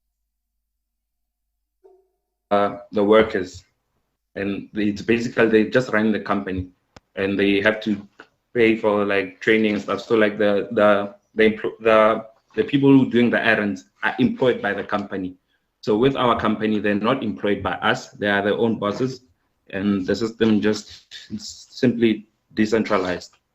Awesome, awesome. Thank you very much. Thank you very much for that. We'll now move on to our next presenters who will actually come. So they're getting ready as well. So we've got synthesis, the synthesis. That's one group that will present next. They'll be followed by telemobile, and then think code will then follow. We are going to take a short break to allow the teams to actually come on board, and then shortly after the break, the teams will come through to present to us. Thank you very much to everybody who actually has presented so far, and to our judges for their time and really investing their energies towards helping and ensuring that we can become a solid and competitive player as an ecosystem in the world. Thank you very much. We'll see you shortly after this break. You know what drives the world? Belief. A belief that the world can be a better place. A place where human life is celebrated. A place where equality has a seat in the boardrooms. Where viruses have left the building and the planet. Where the only room for hunger is in the eyes of champions. Where there is thirst for moonshots. Where sustainability is not just part of a cool #goals. A place where we can breathe. And so can the communities we belong to. These beliefs may sound audacious to many, but you are not alone. We at TCS share your beliefs, and we know how to bring them to life. We are fellow travelers on your journey, equally excited, bringing everything: know-how, innovation, and agility. What do you believe we can do together? We are TCS, building on belief. Welcome back, everybody. Thank you very much. We are having our final, pitch day today, the grand finale for the TADHackZA 2021, and we've got amazing teams that have been really, working behind the clock to ensure that they can find themselves here. Congratulations to all the teams that are participating in this amazing hackathon. Our next presenters are Synthesis. They are ready for us, and they'll be sharing the screen. I can see that they're already sharing the screen. Your 6 minutes starts now. Are you ready? Hello everyone. Yes, we are ready. Let me just go into full presentation. Can I ask if Preston, are you ready? Yeah, 4 minutes for the video, hey? And your sound is on. Okay, Thank super. you. Thank Okay, you very much. your clock is now ticking. It's now you can start your presentation. Hello everyone, Team Synthesis, and we present a mobile move. So the problem that we've identified is that most of the people in the rural areas and underprivileged areas, they use public transport to commute in most of their daily activities. And then due to the lack of transportation infrastructure in most of our townships, there's a lot of challenges that comes with. And we think there can be one system that can strategically plan each person's trip and have a centralized payment. Also, we also think there could be one system that can also accommodate deliveries, especially on the healthcare side. So the impact we see is that the COVID-19 has drastically affected our lifestyles, especially with the restrictions and curfew times, especially in the transport field. We've seen that people, they were deprived access to healthcare facilities due to inaccess of transport services. So the proposed solution that we're giving you is Mobile Move, which would be a centralized transportation services that can allow a user to enter their first location and their destination, even if the trip allows them to have different modes of transport in between. They can have this as one trip on our platform and only pay once. The technologies we've used are listed on the bottom left, which includes Momo, Heroku, Iowa, and GitHub. And then for security reasons, our database will be secured with token authentication. And then for our medication, we'll be doing the multi-factor authentication. For trips, when a driver accepts a trip, we'll send both an OTP between the user and the rider to authenticate the trip. The benefits of using our services, it's basically a transportation marketplace where you can do a trip of any kind with a centralized payment method. Also, since Iowa is cross-platform, we can have this accessible on all the platforms. We're also creating employment opportunities since we're allowing drivers to come onto our platform. Our competitors, we did consider Uber, Bolt, and other cabs since they're already in this space. We've also identified that Discam and Clicks, they're also starting to do deliveries. But for us, our business model a little bit simple. We're trying to penetrate through the underprivileged areas at very affordable costs. For every trip, we take between 10 and 15%. For our markup, and then if we happen to do operating at a full scale, do 1,000 trips a day, that counts to an average revenue of about 120,000. I'll move on to the next. Our target market, as I already mentioned, is the underprivileged areas. And just for our timelines, we're still in development phase. We're also building our business plan. And then between month 4 and 5, we'll be doing a real market test. And then after that, we'll go for a full product launch. Our MVP is quite basic at the moment, but we plan to add these features in the future, which would just do the fully trip location of just getting a thing from one location to another, given any size, weight, or type of a delivery. We want to optimize our route planning, also integrate Momo onto our service. Then one of the other nice things we want to add is history log for both the mover and rider to see how they've been performing on our platform over time. I'll just play the demo to show you how the app works. Please tell me if this... Hi, and welcome to Team Synthesis presentation on our app, RoboMove. Let's begin. Can I confirm sound? Hi, and welcome to Team Synthesis presentation on our app, RoboMove. Let's begin. So first up, we have connecting your Globotom e-wallet account to your RoboMove account. In this way, we'll be able to handle transactions between the rider and driver in that way to have all the transactions happen in-app and be secure such that the payments can be made easily between them.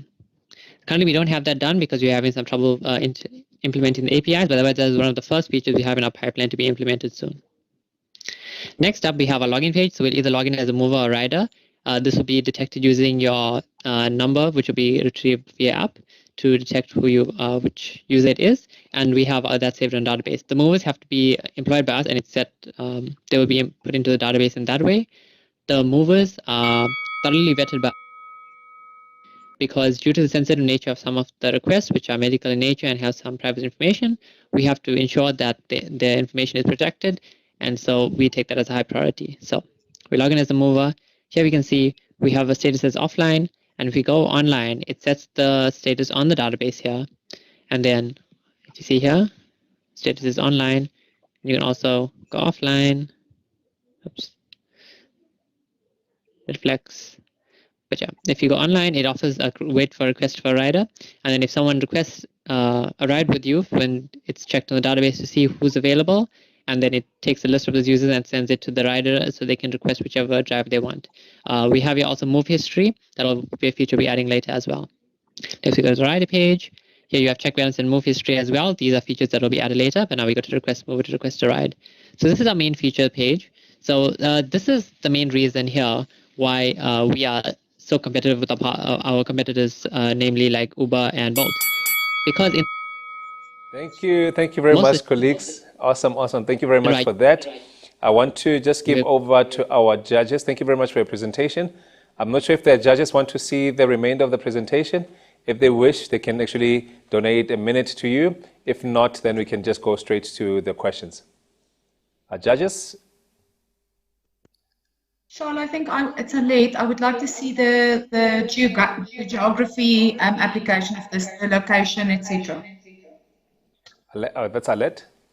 Okay, fantastic. Do you want to see it? Okay, fantastic. Great stuff. Please continue. As such, you are charged a pretty high fee. So, which this can't be really the case for poorer areas.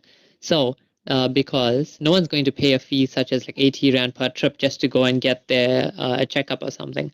So in this case, for a non-emergency per se, it can send a request to the mover and they can keep it on. It's late. I want to see your GIS application. So your locations and destinations, please.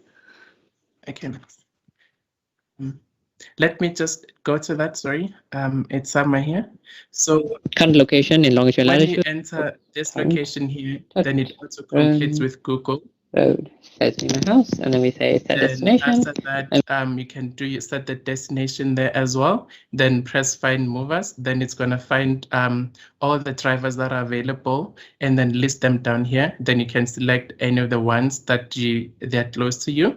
Then it's gonna start the chat application with Ayoba. It's supposed to send an SMS, but the feature is not fully operational with the OTPs to authenticate. But yeah, that's how it works with the Google Maps geolocation. Thank you. Thank you, Evan. Awesome. Thank you, Alet. Thank you very much for that question. Let's invite more questions from our judges. Do we have any judges? Okay, I see there's a question actually coming from Cornelia, and the question is, how will you work with the taxi associations, specifically around route ownership?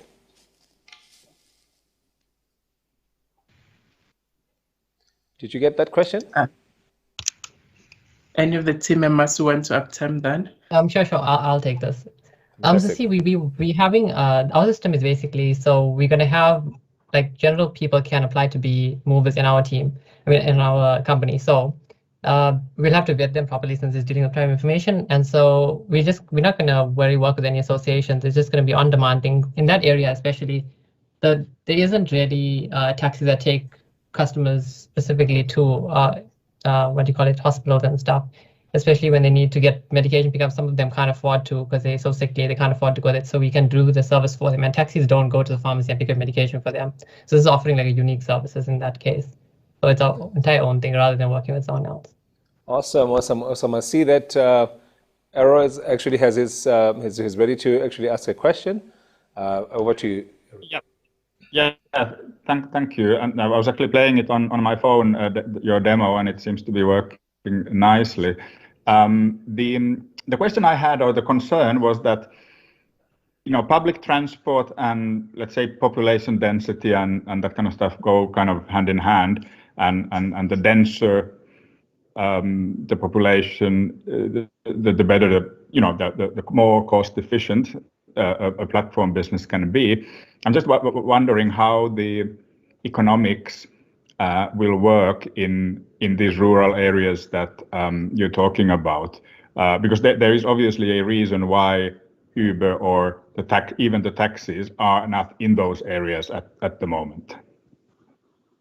So yeah, I'll take this one. So from the research we did when we were trying to formulate this idea, we found that during COVID, well, now it's during COVID, but during this time, many people in rural areas or informal settlements weren't able to get to where they needed to get, like clinics and hospitals and things like that, because ambulances aren't willing to deploy to those places. They're not. You're going to call an ambulance this morning and it's going to come at like 4 hours later. It's impossible to, which is why we thought that this implementation would work best in informal settlements in rural areas for as little as an average of 20 Rand to get to where you need to go. So yeah, we just saw a gap in the market, and as you said, taxis aren't in those areas, so we'll be in those areas. Great, good luck. Awesome. Thank you very much to our judges, and let me welcome Ronnie, if you may come in with your question. All right. Thank you. Very good presentation from my side so far. What my question is around the managing of the time. So remember, in the rural areas, what is the challenge at the moment? Do you have network issues? That's the first thing you need to consider. And the second thing is the roads are not it might be difficult for transportation around those locations. How do you plan on ensuring that punctuality is considered in terms of emergencies? I'll try that question. So yeah, like what we're trying to say is that we want to identify, like onto our platform, we want to identify some of the people that are already in those locations. As Preston has already spoke a bit about it. If some of the taxi drivers also want to come on the platform, they are welcome and they'll just be vetted for safety reasons. But we want to take those people that were already operating in those bays and then get them onto this platform to do like a better route planning. Let's say you're going from Soweto to Randburg, for example, and then you have to take 2 taxis. We can kind of optimize your route to say, okay, you need to take this taxi from this place to this place. Then we'll advertise that to the available drivers or people that are like our movers in that space. Then if somebody takes that trip, then we'll allocate you to the next person who is available when you get to the next location. Also it sorts our the movers according to the distance that they are away from you, so you can like kind of select the one that is closest to you at the time you request the trip. I think that's on the punctuality side.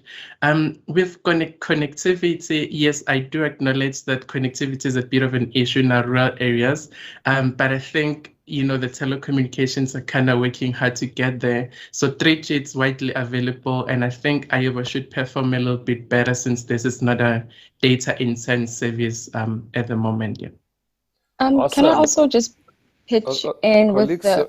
Sorry, I wish we actually had more time. We are a bit behind time, and I think let's actually try to catch up. Thank you very much for your answers, and thank you very much to our judges as well. Our next team is Telemobile, and they'll be joining us right now.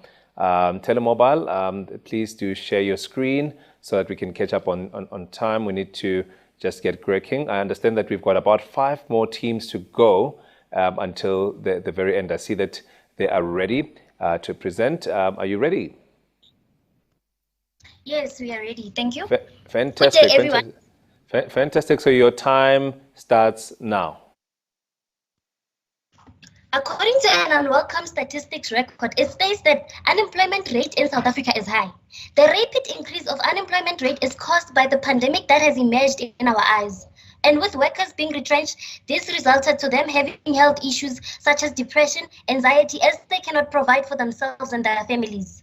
With them being mentally overwhelmed, this led to increased suicidal rates, especially in men. And that's all because they have no one to talk to. Since the pandemic,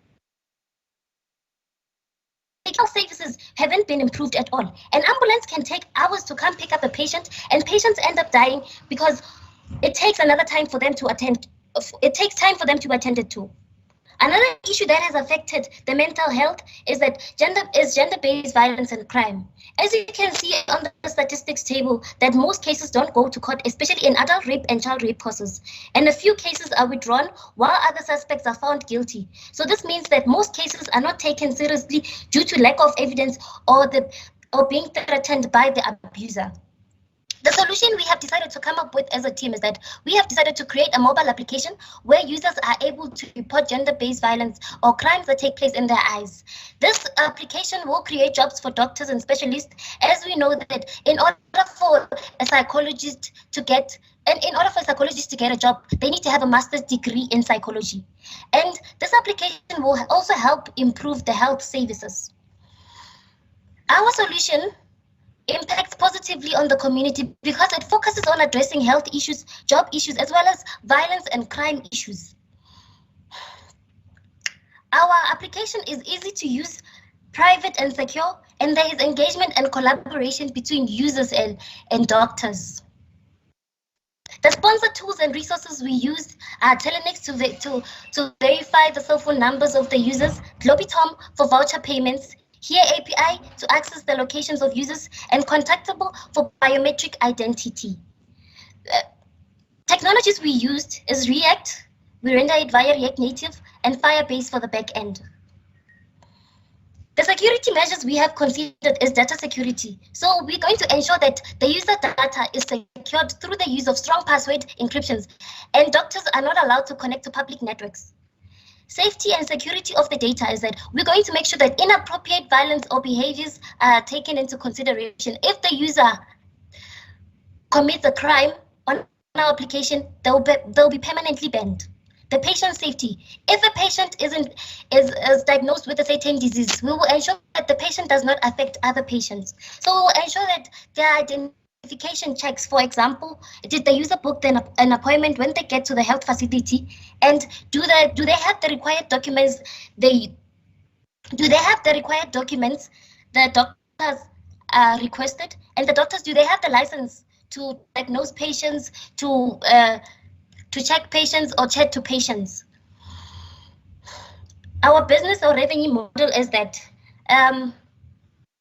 cost and distribution. Less cost will be spent in registering and distributing the app.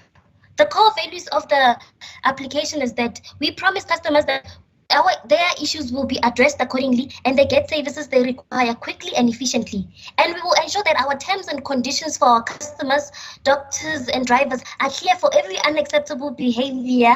Different measures will be taken into consideration. Users need to account for every action or consequence that takes place in their registered profile. Our target market is everyone. Now I'll be sharing the demo. Okay, this is the demo we're having.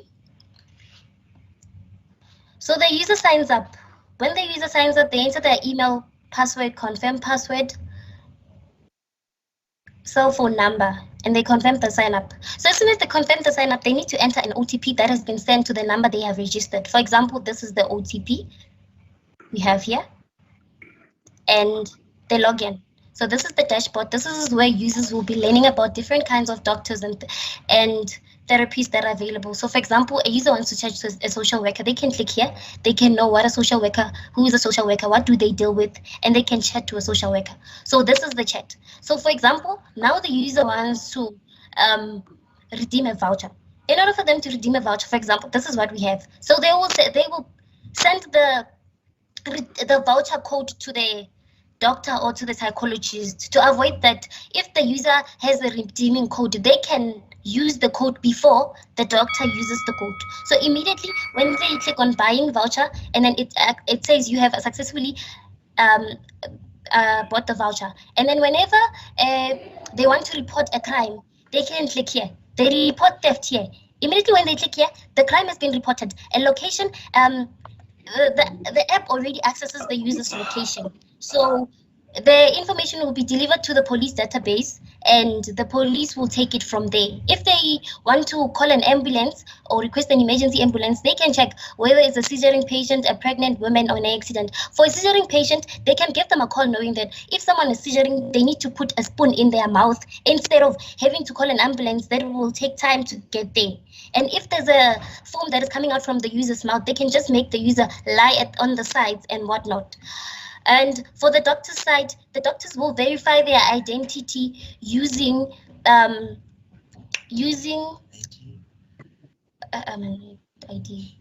They will verify their identity using contactables. Thank you, Telemobile. Thank you so much. Thank you very much for that presentation. I can see that our judges are ready for you. You are racing, but you've managed to actually cover a lot in that short space of time. Thank you very much for your presentation. Let me invite our judges. I can see Scott actually has his hand up. Scott, if I may invite you to come on.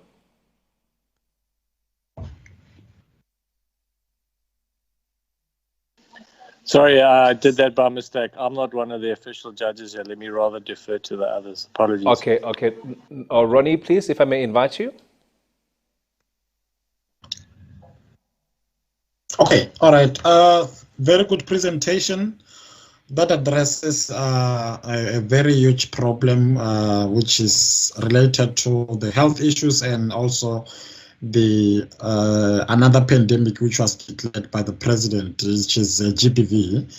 My question is around the security of the application, because security is also one of the issues as well, especially in platforms like this. How do you ensure that the person who's reporting the case and the person who, okay, let me just phrase it this way, the perpetrator is not the first person to actually go and report the case, as opposed to the person who's actually being abused, or the person who's actually being the crime is done to that person? To answer that question, we'll make sure that a witness is called into action if this matter is taken to court, for example. We'll ensure that the witnesses from the one who reported the crime and the one who is being arrested for that particular crime they committed. So that means that, you know, when violence occurs, it occurs in people's eyes, like I've said before. So whenever it takes place in someone's eyes, we have a witness. So even if the user lies about they're being abused, well, we know that the one who's being abused hasn't reported the crime. But we're going to make sure that we have witnesses that are called into action. And if we're planning on we get funding, we'll extend this application to have an ID where users who have experience or who are witnesses use the same ID to back up the crime that has been reported. All right. So the last question from my side is, how do you ensure? It's actually around the business model. Can you actually describe your business model in details, just for us to understand? Because I kind of don't understand. How are you planning to make money using this app? Okay. We are planning on making money by making doctors and drivers pay a monthly tax for using the application. So their tax will depend on how much they have managed to make this month. For example, you made $200, and then whenever you made $200, we will say you should pay 10% tax for the app to generate money if our app is a company. And users and patients will be paying doctors and specialists for every consultation that takes place. Awesome. Thank you very much for your questions, and also for our judges who have actually given us some questions. I see that we've got another question coming from Cornelia, who's joining us live via YouTube.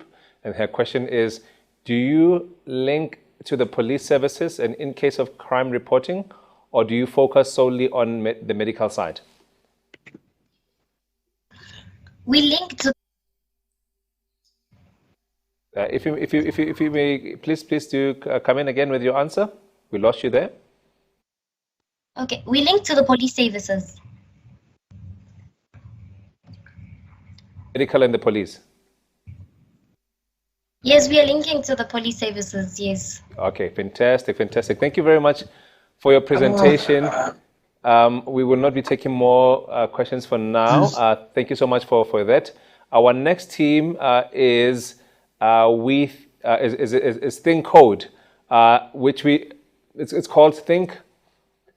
Yeah, it's Think Code, not We Think Code. Apologies, colleagues, for that. It's called Think Code. Think Code, please, if you can come through to actually deliver your presentation. I can see that you're getting ready. The technical team is indicating that you are, getting ready. So as soon as possible, let's actually get your presentation up to demonstrate basically that we can move forward.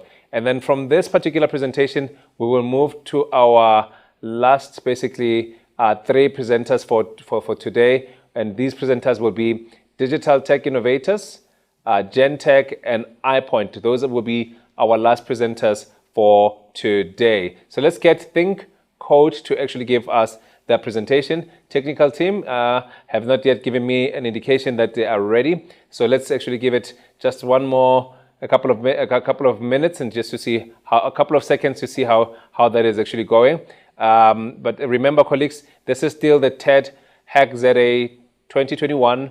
We are really doing and having our grand finale, basically listening to presentations from our innovators, and they've been really fascinating, solving issues that really matter. I see that we have Think Code who are ready to give us their presentation. Think Code, please indicate as soon as you are ready. I'm ready. Fantastic, fantastic. And the clock will start right now. Thank you very much. Okay, thank you. Afternoon, everyone. So basic overview, 43% of South Africans rely on public transport on a daily basis. That's according to TADHackZA. However, there has been a slow uptake of innovation in the transport industry over the years, with the exception of e-hailing. But despite that, mass public transport, obviously being the cheaper form, remains the highest form of public transport. Now, understanding the problem here, we have 65% of commuters in South Africa use minibus taxis, which currently operates on a cash-only basis. And there is obviously a high opportunity cost with handling cash. Of that, 29% of commuters use multiple forms of transport modes, which requires managing multiple payment methods, and the current system does not allow for integration. And thirdly, we have the lack of innovation, which follows from the above. So our solution here is an integrated payment app, which commuters can conveniently use across all mass public transport systems to make payments and manage the commutes, which would assist them in avoiding the use of cash, as well as having to constantly stand in queues, buying train tickets and bus tickets and so forth. So in terms of our business model, our key customer segments, transport service providers, they are the most crucial part of our business, because we need to get them on board for us to be able to launch our service effectively. We have the public transport commuters as well.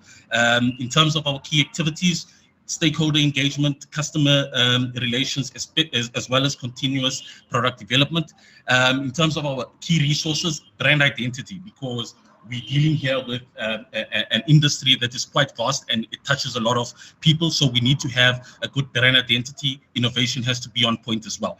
In terms of our cost structure, marketing, brand awareness, as mentioned above, and as well as infrastructure costs and development team remuneration.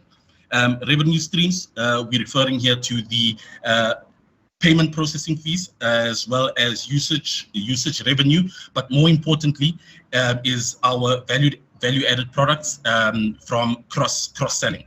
Okay, in terms of our value propositions, we're looking here at convenience, ease of use, risk reduction, better budgeting and payments, as well as implementing loyalty rewards for commuters and innovation. Okay, I'm just going to quickly skip over to my demo.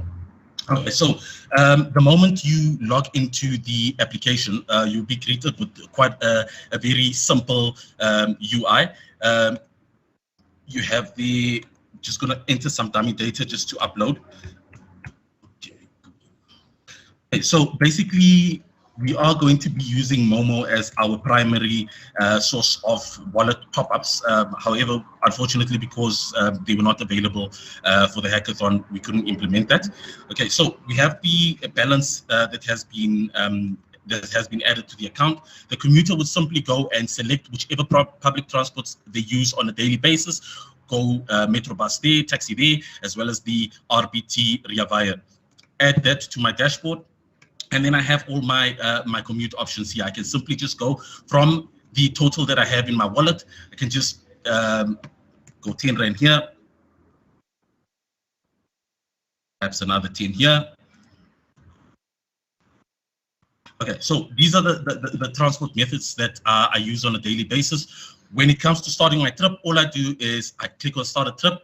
The transport providers, after our engagement with them, would then have these QR codes that would be stationed within the transport systems, and the user can simply scan to pay. They get asked for confirmation and simply connect and pay. Payment is done. They can proceed with their trip. Okay, back to my slides. We've got here future iteration opportunities. Number one, we've got Commute Advance, which is a micro transportation advance facility, sort of like MTN's Airtime Advance, that we can provide to our frequent users. Secondly, we have Commute Insure, which is going to be a short-term insurance that will leverage MTN and Sanlam in this insurance product to provide trip insurance for commuters. Thirdly, we have Safe Commute. This is mostly targeted at the young commuters, so parents can load up a wallet for their kid. However, whenever they do scan to make a payment, they get notified that son is on he's on his trip, and when he offboards, he can also then notify. Corporate commute is for employers that do offer transport benefits to their staff. They can then use our platform, load funds onto wallets, and the employees can then make use of that. Okay, resources used: IOBA platform, GlobeTom wallet, and TADHackZA for the data orchestration and monetization. And that's just a little intro to myself. Thank you very much. Awesome. Thank you very much for that presentation. I'm going to invite our judges to come on board. I see you're right on time. Actually, I can see Vuyo, you're the first judge to actually come on board. Please, I'm inviting you to come forward. Okay, thank you so much. This sounds really nice. I just wanted to find out, prior to maybe working on the application you're building, did you maybe do a bit of market research to know how the taxi drivers would accept using this? Because in South Africa, cash is king, and now having to use something that's taking up data, how would that work? I'm sorry about the background. Okay. Yes, I did a bit of research, especially after liaising with the TADHack mentors. And the taxi drivers that I did inquire with said that they wouldn't have a problem with the digitization. However, they would need to access their funds quickly and seamlessly. And that's where MTN Momo comes in. Because once payments are made on the platform, at the end of the day, the taxi driver can simply go to the local spaza shop or his agent and withdraw whatever money that he has made on that particular day. Awesome. Thank you very much. And I see, Ero, that you are there. Basically, if you may come in. Yep. Yeah. Thanks. Excellent presentation. And the problem is real, because I think I've seen 50 to 100 pitches trying to address the issue, and it's definitely worth resolving. My question is really slightly with Vuyo. How do you convince the drivers and the taxi owners to actually start using this? Because for now, there's some benefits of basically doing business without the paper trail, for example. So how do you make sure that they will adapt the solution? Okay, no, understood. The transport providers are at the center of the innovation. At the end of the day, we still do need to consult with them and get them on board. At the same time, we need to understand that we are going to innovate at some point in time. We are going cashless as a society, and the sooner we get into it, I mean, it is not going to be a process that is simply implemented overnight. It is going to take some time. Perhaps start off with a sealed case, a couple of drivers at a time, and from there develop the solution along hand in hand with the transport associations, so that we build a product that is in line with their goals as well. Okay. Thanks. The other one was, you mentioned IO, but did you manage to upload it to the APK?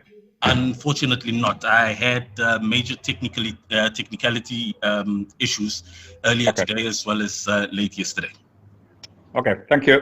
You're welcome. Awesome. Thank you very much. And Alet, I see that you have a question. It's going to be a quick one. I know we're running out of time. Comment. Super. I agree with everything that the previous judges said on the taxi association. They want to go there, but I will say this. I like your auxiliary services for future integration, the add-ons and things that you can bring. I think that is excellent. And I think that's perhaps an angle that we have to explore with the taxi association, the cashless and moving away from the paper trail. I hear all of the challenges around that, but I love your future integration ideas. Thank you. Thank you. Awesome. Thank you very much for the comment, and thank you very much for your presentation. Do we have more questions? No, we don't. Okay, fantastic. Thank you to our presenter, and we thank you very much. And I'm going to take a quick break, but before we take a quick break, I want to just announce our last 3 presenters for our grand finale, and they are Digital Tech Innovators, Gentech, and iPoint. They will present shortly after this short break. Thank you very much.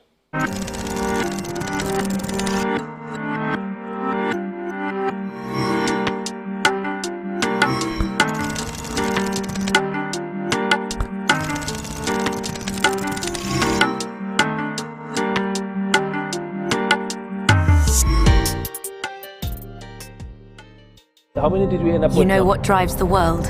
Belief. A belief that the world can be a better place. A place where human life is celebrated.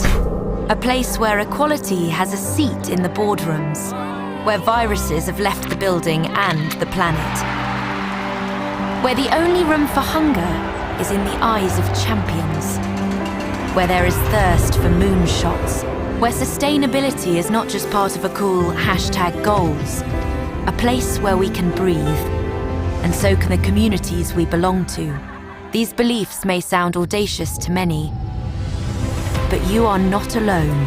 We at TCS share your beliefs, and we know how to bring them to life. We are fellow travelers on your journey, equally excited, bringing everything, know-how, innovation, and agility. What do you believe we can do together? We are TCS, building on belief. Welcome back, everybody. We are still basically having our grand finale here at TADHackZA 2021. We've been listening to a number of really amazing presentations coming from our young innovators, who are doing incredible things. And of course, they were supported by amazing companies who are in the forefront of developing amazing technologies. So we are super excited to see how the young people have been able to integrate, some of the solutions into what they have come up with today. And we are now, at the really final stretch of these presentations. I can see that presenters are actually ready as well, behind the scenes. If I can just quickly invite Digital Tech Innovators to please share their presentations. You are basically going to be one of the last 3 presenters that we have for today. And thank you very much to our judges who've actually been with us basically throughout this journey. And I can see from our technical team that it's all systems go. Let me invite you to give us your presentation. As soon as you are ready, please inform me, and then the time will actually run from there. Are you ready? Yes, I'm ready. Fantastic. So let the clock begin. Thank you. Yeah. Thank you, MTN. Thank you for everyone that has contributed to this. We are really grateful. A little background about we came together on Friday. The main team met at the hack, so we've not had any previous contact. Just to provide a context to how we came together. So we were able to come up with this idea of a transportation system that can use we can maximize the contactless, because people are afraid of COVID and they don't want to really carry cash. So we see an opportunity to provide a platform that doesn't compete with existing traditional taxis. We are working with them. They plan the routes, they plan the fee. We just provide a payment platform between users and drivers. These are the team. Like I mentioned, we came from different backgrounds. I am Prezolowe presenting, and we have a suite of people. So we are a combination of tech, business, and design. So the app basically maximizes the payment process of the daily users. We already have the customers who go to the bus stops and join the buses. We are putting a payment platform around that. And what we will be able to do is to help drivers increase their saving culture, because on the app as well, they will be able to save. Maybe in the drivers association, they can create a group of 12 where the revenue they are generating on the app, they can group themselves into groups, and they maybe do savings. It might be weekly, it might be bi-weekly, it might be monthly, whatever route. Now, like I mentioned, it's going to be them setting the price, we're providing the payment platform. Now, the revenue generation, if I may zoom into it, is we charge a percentage which we get from the financial institutions, like commission from Momo Money when people charge through our app, and we charge a percentage. We do a subscription fee for driver, which will be very, very low, and the opportunity we actually see here is the ability to collect data around commuters in South Africa. And what do we do? And we can sell the data at data marketplace, apparently considering the POPI Act, without infringing on people's privacy. Also on the hub, as we scale the hub, we'll be able to sell on the hub, that these people can load on the hub, maybe they can make payments, other stuff. Basically, it is a payment app, but which can be incorporated. Now, where this app is unique is the fact that it is not, the architecture we are building can be scaled to any other avenues, not just transportation. The architecture around the software can be scaled into other industry, and people can also come together and save. Now, what we do with the data that we can collect from commuters'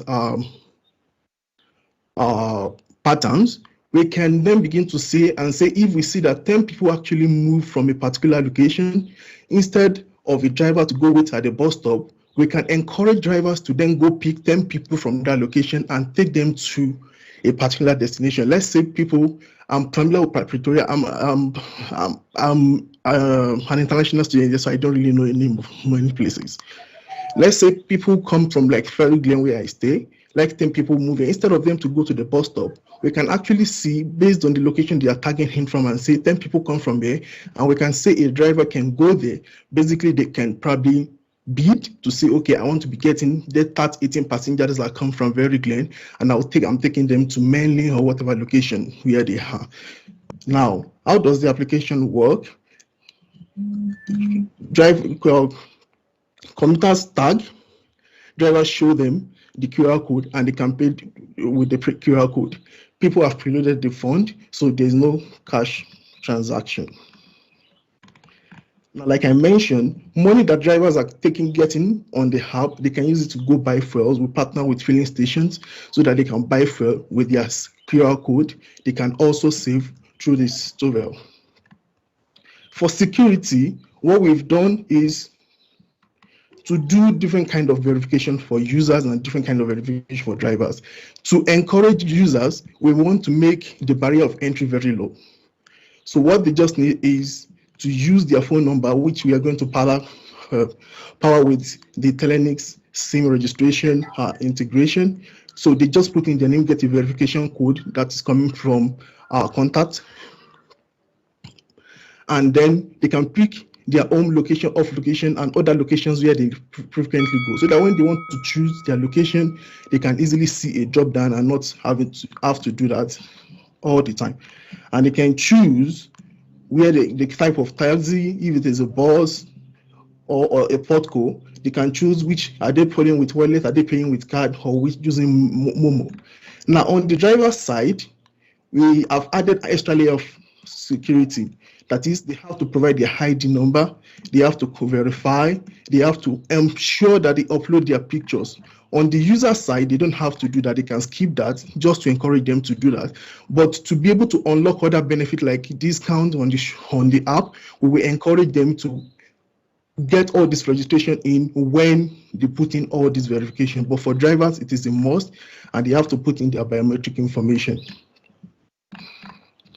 So like I mentioned, they can buy from the app using QR code, and they can do a saving plan, which is organized by them. Thank you very much to Digital Tech Innovators. Thank you very much for that presentation. I'm not sure if the judges want to hear the rest of the presentation.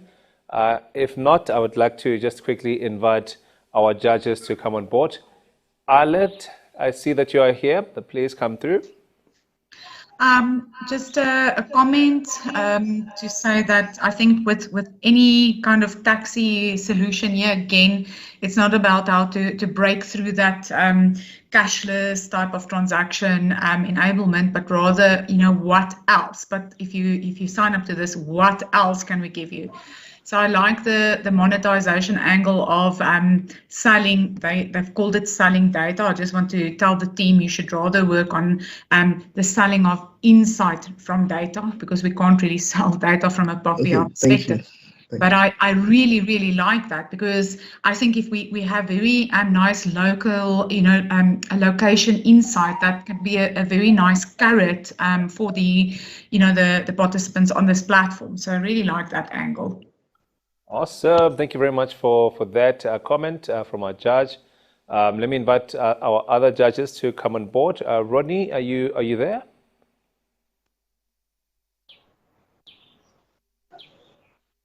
Yes, do we have? Oh, fantastic. If you can basically just show your video as well.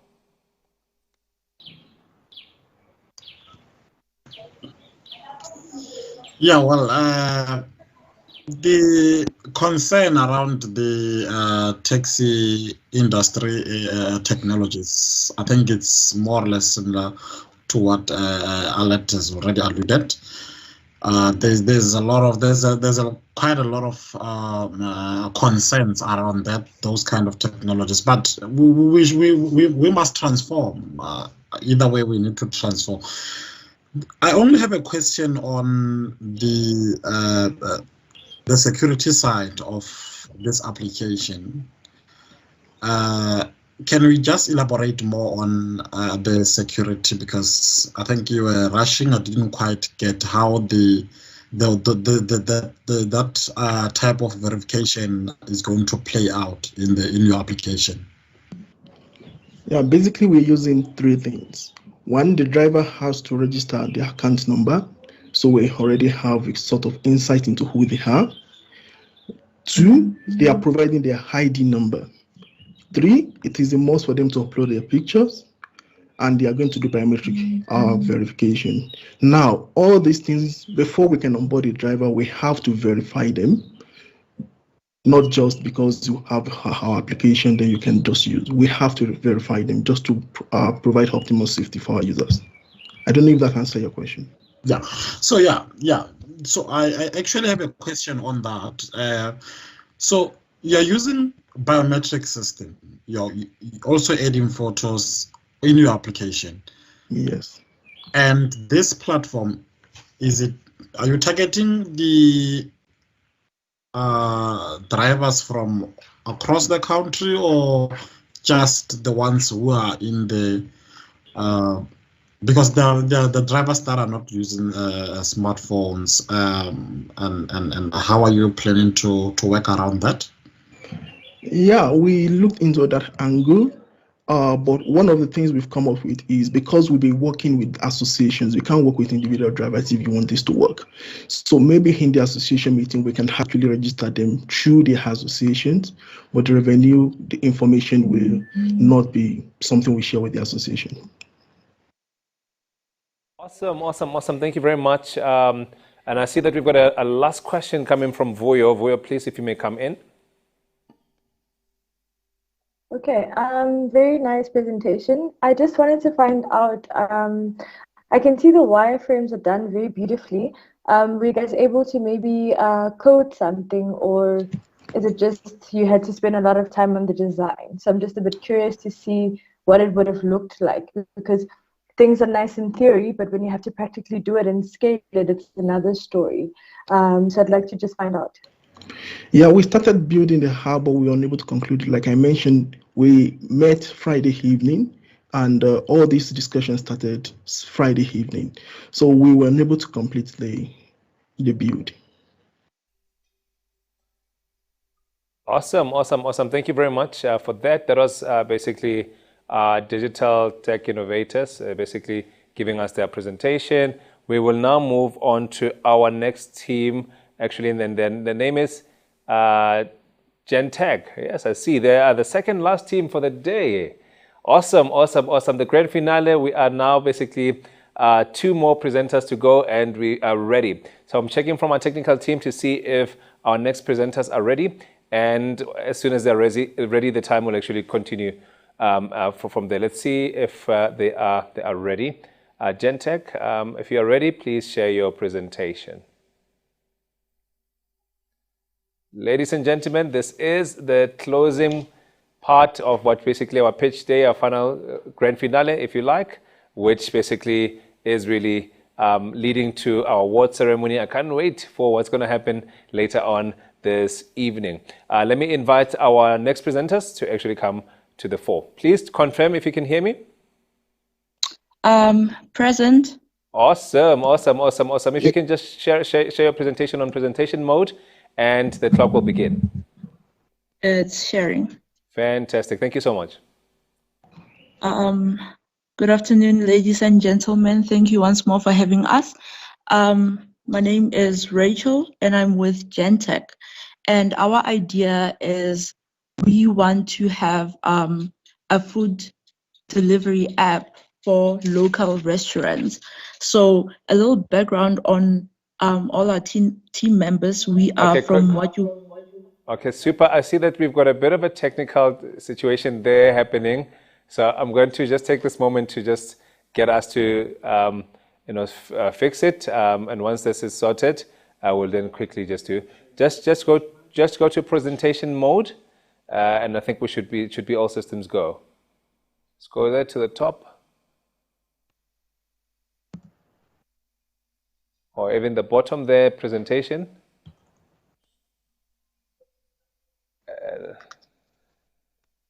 There's a little icon there.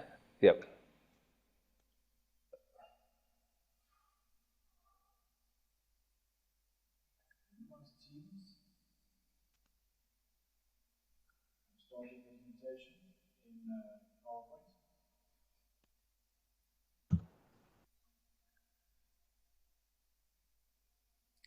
Are you still with us?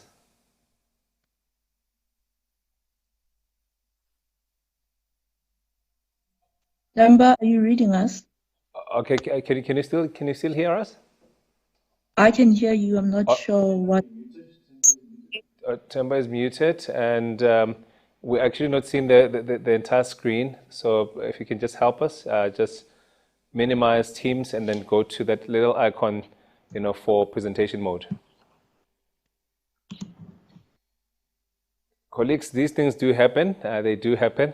Morphe plays really tricks on us, when we're actually having fun. But in the meantime, as the teams are still trying to get the presentation sorted, basically to be all systems go.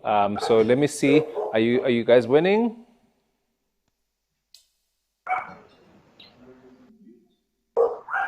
Temba is a little bit. If you can unmute Temba in the meantime.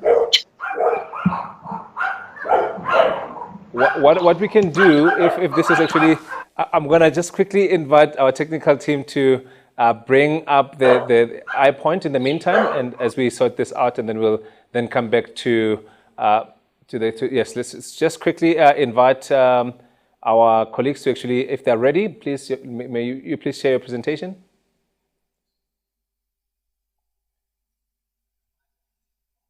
Eye point, yes, that's eye point, our last colleagues basically so iPoint you'll be next, and Gentech you'll then follow after, so that we can sort out the technical situation there. iPoint, if you're ready, please share your presentation.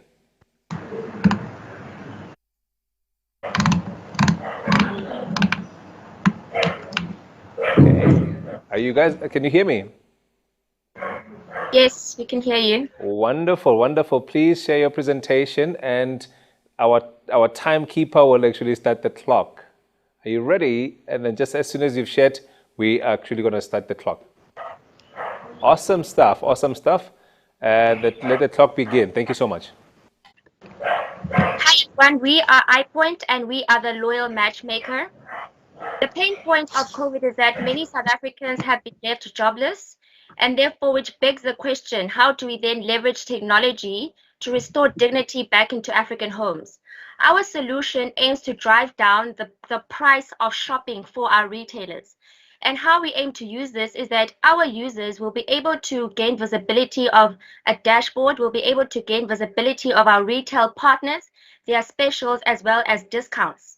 Our users will be able to shop as an individual, but most importantly, our users will be able to shop as a community. So our solution allows users to create a community of shoppers, and this drives down prices because they'll be able to benefit from bulk purchases as well as bulk discounts. To complement this value proposition, our application has also centralized loyalty card programs into a central dashboard as well as a central repository. How this works is that users will be able to see a dashboard with our retail partners. For example, Macro. If Macro is running a special for 4 Cokes for the price of 40 rands, our user can still buy into that special, but instead of buying all 4 Cokes, if they don't need all 4 Cokes, they can split that special. For example, take 2 Cokes, and then they'll be able to invite a buddy to come and top their cart. So from the group that they've established, they will be able to request for a match, and a user from the group will be able to accept the match and then come and top the cart, so that both users are able to benefit from that special and benefit from the discounted price. Our algorithm also allows our users to connect with random users that have common interests and tastes.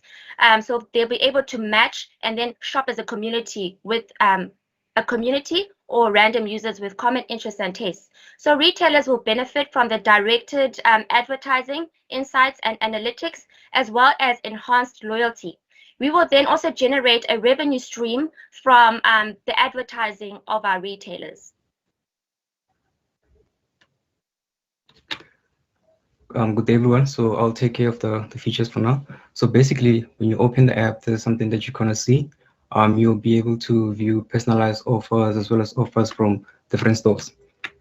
So under we have a section where we basically taking your your physical loyalty cards, and we're putting them under one section, which we're basically turning all your physical cards into digital cards. So under each card, you can basically view the points that you have. For instance, under the Pick n Pay Smart Shopper card, you can view how many loyalty points you have and also some of the promotions that Pick n Pay is offering.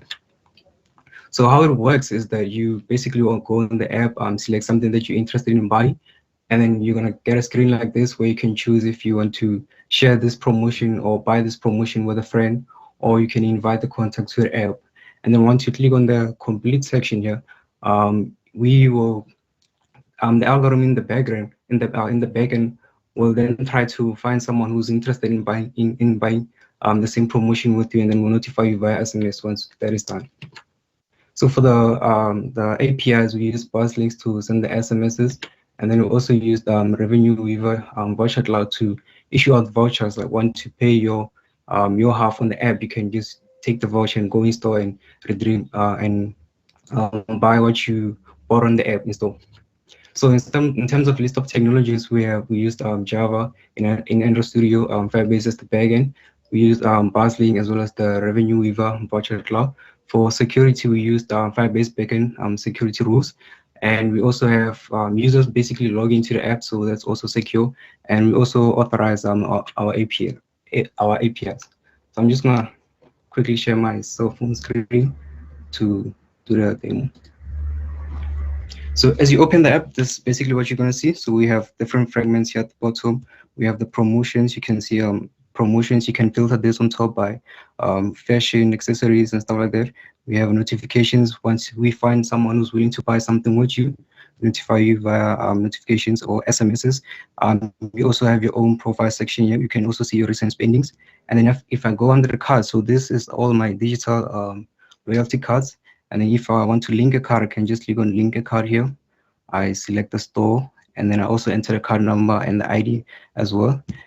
And then if, for instance, I click on the Pick n Pay Smart Shopper card, it will show me the loyalty points that I currently have under the loyalty card. And then at the bottom here, it shows you some of the promotions that Pick n Pay is currently running. Let's say, for instance, there's a promotion where you can buy a 6-pack of 2-liter cold drinks. And I only want to buy 3 from there. So what I do is I click on this add button here. Then you're going to end up in this section. So if you want to buy 3, you just select 3 on quantity.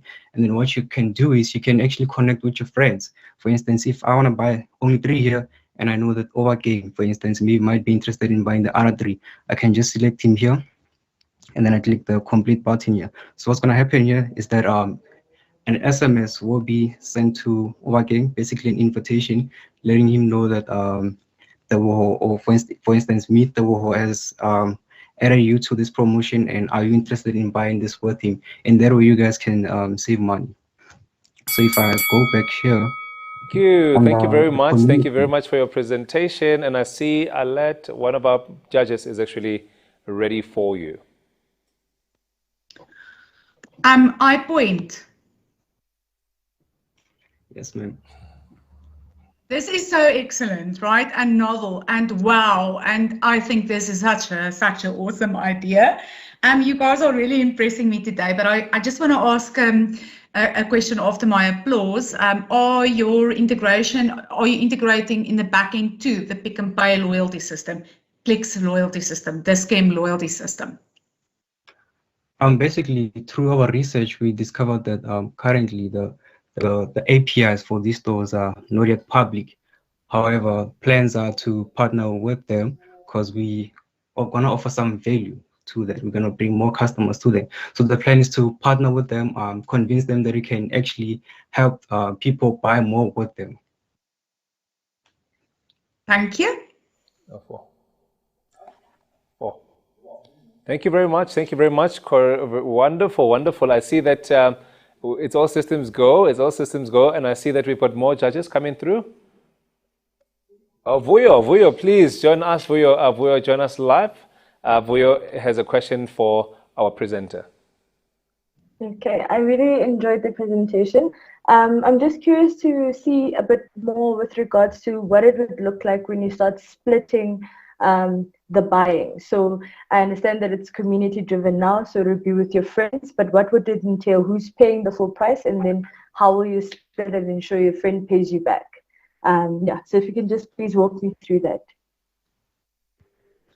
So what basically happens is you select the amount of items that you want to buy from the promotion. And if you can just go through the process, let's say, for instance, I go under community and I see a list of people that are advertising certain promotions. And let's say I click on one of them here, I can see that this person, he only wants to buy 3 out of the 6. So I can join in here. Once I join in, what's going to happen is that we're going to be taken to the payment section here. You can actually pay for your card, and the other person will pay for their card as well. And then by joining that promotion, an SMS will be sent to both parties to say that we found a match for you. Someone is willing to buy these items for you, and a voucher will be generated. In that way, you don't necessarily need to go to the store to buy these items together. You can go separately. Also, if I may please add, the application itself will reserve the payments, and then obviously the 2 shoppers won't pay at the same time.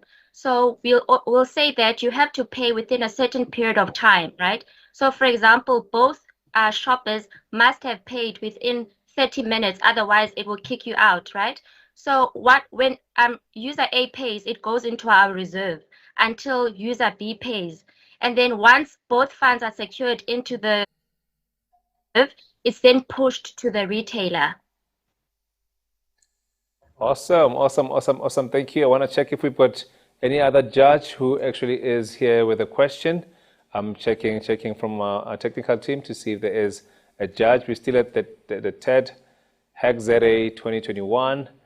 I see that we've got Ronnie. I see that we've got Ronnie ready here. Colleagues, it's been a long day. It's been a long day here in studio. Super fantastic. Please say if you may come in. Yeah, I'm here. Very good presentation that I've seen. And also the demo as well, it's quite good. I'm just concerned as to how does this address the challenges in the post-COVID world. Can you maybe perhaps elaborate much on that so that it can make more sense? Thank you. I think post-COVID, I think it's a contactless payment, especially with the loyalty cards. So in future, we aim to integrate a scanning functionality so that instead of having a physical loyalty card, you can just scan your loyalty card. Secondly, during COVID, we found that a lot of people are unemployed. So therefore, we're trying to leverage as much price shopping models as we're trying to leverage as much models as possible to drive down prices for shoppers. That's where our model comes in, because we're saying that if you shop as a community on our application, you're then able to drive down prices because you then benefit from your bulk purchases. So then we find that that's going to impact households, especially lower LSM homes, because then if you can shop as a community and you can save as much on your shopping community, that benefits African homes, especially during COVID times. It's very important. Awesome. Thank you so much for the question, and thank you very much, for answering the question. Thank you for that presentation, and we're now going to move to our last presenter for the day, and that is Gentech. I see that they are ready to actually give us their presentation. And I hope now we have finally managed to overcome the technical glitches. This is the TADHackZA 2021, and this is our grand finale. And as you know, it's been a very exciting journey, with over 60 teams, and now we're down to here. This is awesome. And looking forward basically to seeing who actually wins the various prizes that we have. I see that they are almost there. Okay, here we go. Please confirm if you can hear me and if you are ready to give us your presentation. Can you hear me? Can hear you, present. Wonderful. The time clicks now. We are going to give you 5 minutes instead of the normal 6 minutes, because we already had started, and just out of the generosity of the team, and also we understood that technical issues do happen. Let's actually give you 5 minutes. Thank you very much. Thank you so much. As I was saying, our app is called Gussie Foods, and the reason we went with this concept is because we are all from the hood. We are from Mamelodi, your Sosha, your Soweto, and what we realized is during the pandemic, a lot of businesses had to close down because they couldn't participate in the market. So our idea was that we need to level the playing field. We need to create an app that specifically caters for the local businesses. So we decided that we need a food delivery app, but not just, because then the question becomes, there's already other existing apps. Why do we need one more? But we realized that there is a gap in the market. The apps that are existing do not cater for small businesses. They largely cater for your franchises. So we decided that we need a solution that caters for small businesses. Next slide. So our solution is that we need an app that is affordable for both the consumers and the business owners. So we decided that we are gonna create, we're gonna create an app that specifically deals with local businesses. And another aspect that's missing for local businesses is that they can't compete in the sense that they do not have the same marketing capabilities as the big businesses. So then we decided, if you go into a certain area and you go on Gussie apps, you're able to see Gussie Foods, you're able to see which restaurants are in the area. So you're not just limited to the existing franchises, you can also support the local businesses. And our model is that the app does not charge exorbitant markups on the restaurant's original selling prices, and therefore we can maintain affordability. How the app works is that it's the very basic. The user downloads the app, they sign in and register. And what shows up on the home screen is the local restaurants that, you know, are not very popular that you otherwise would not be aware of. So that cuts down on businesses having to go out themselves and just trying to market themselves. And then you place your order. And with the payment option, we have incorporated Momo into it so that, you know, people don't have to struggle with, well, I don't have a bank account, or I have a bank account, but it's not linked to online shopping. And we believe that that will close that gap where people are just left out, either because an option for payment on delivery is not available. But another option is that consumers are able to opt for collection, which means that they then have the option to they don't have to go and wait in line when they get there to the restaurant or wherever. They'll just have their food ready and then they can pay and go. And another aspect of this app is that we hope it will create employment opportunities for, you know, people who just have cars or their bikes that are just, you know, at home and are not really in use. Then they can sign up and, you know, essentially participate in the economy. I will hand over the technical aspects to Themba on the technologies and softwares that were used. Themba, can you read? Okay, I will demo out the app now. Firstly, you will need to download the app as she said, and then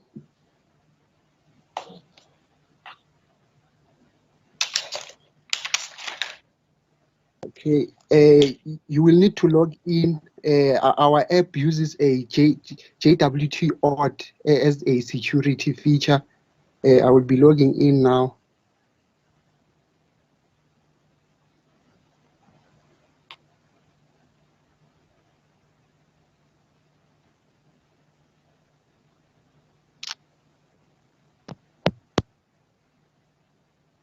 Okay, as you can see, these are the restaurants, and you can view the location of the restaurant, which it's using a here maps to view the restaurant. You can view the restaurant, where is it located, and then you can enter.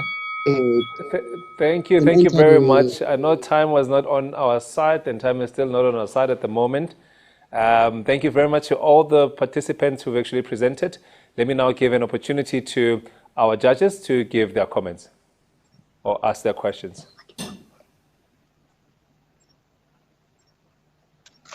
Ronnie, please, if you may come in. All right. Thank you so much. That was a lovely presentation, especially the food delivery apps in the township. They are very essential. Very good presentation. My concern is around the fact that how do you address the issue where someone is in Mamelodi and ordering food in Soweto? How do you ensure that that doesn't happen? Because if you look at that, the aim of this is also to contain costs as well.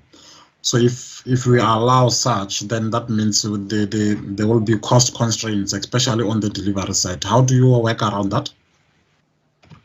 We have an algorithm in place which will only allow for you to view restaurants that are in closely approximately 10 kilometers.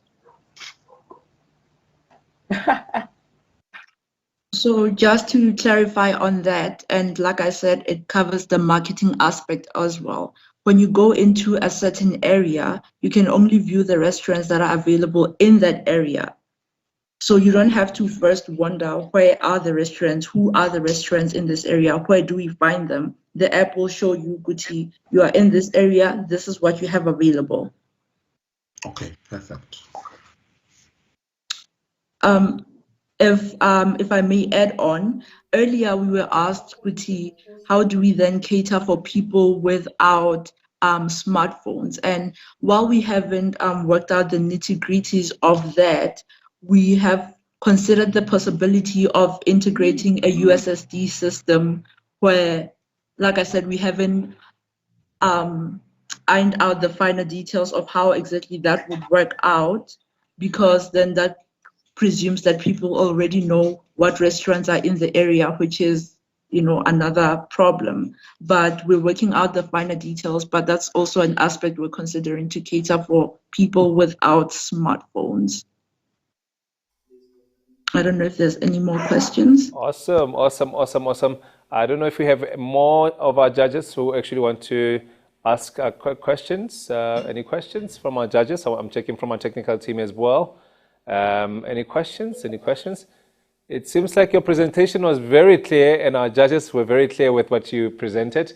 So with that said, I want to take this moment to thank you as well, and to thank the rest of the teams that presented today. We know this has been it was quite a hectic and time to really put together your concepts and ensure that actually you've got working solutions. So with that said, I want to thank all our teams and all the mentors that have been really instrumental in getting us where we are. I want to also thank our judges basically for ensuring that we can be where we are today as well. Thank you so much for spending time with us and ensuring that we are here. I want to also take this moment to thank the organizers, the sponsors, and everyone, the technical team. There are a lot of people actually who are behind the scenes making sure that this event does take place. It is really basically the grand finale, as you hear. We heard from a lot of young innovators who have just been giving us the high-level overview of what they've been doing over the weekend. As you know, this hackathon was part of a global hackathon. We traveled the world, went to other parts of the world to see what other young people across the world are doing and what other ecosystems players are doing. And it's really lovely to see the connection of different hubs across the world. And I think that really showcases how awesome it is actually to be where we are at the stage. And I think we can learn from each other and leverage the latest technologies in latest internet, IT, telecoms, communication technologies that are available, and use those new cutting-edge technologies to solve the problems. And of course, in the past, these hackathons have really included programmable telecoms, which included voice, video, messaging, Internet of Things, cloud computing, robotics, machine learning, speech and face recognition, mobile payments, enterprise communications, and also decentralized web, blockchain, encryption, open source, and many, many other technologies that have been actually used. And we've seen some of them actually demonstrated in this particular session. And I want to also take this moment to say thank you very much to MTN South Africa for bringing this event to us, and also to our headline sponsor, Ayoba. Thank you very much for bringing us this awesome hackathon. IBM, Huawei, Globitom, Contactable, CSGI, TCS, oh my word, and many other people. And I want to thank also the team that has been behind the scenes working and engaging with the teams from Gig Culture, and also the organizing team that has been really instrumental to ensuring that we can be where we are. Thank you. We look forward to seeing you basically in the awards ceremony. This is the TADHackZA Awards that will take place at 17:50. That is actually 5:30 in about 30 minutes time. Please dress up for the event. Dress up for the events. Yes. It has to be like that ceremonial, as ceremonial, because it is an amazing, an opportunity to actually showcase some of the most innovative ideas that we've seen coming from this particular event. We have actually a number of prizes that even some of them actually up to 12, prizes that we'll be, allocating from a variety of our sponsors. And we've been giving a number of prizes as well.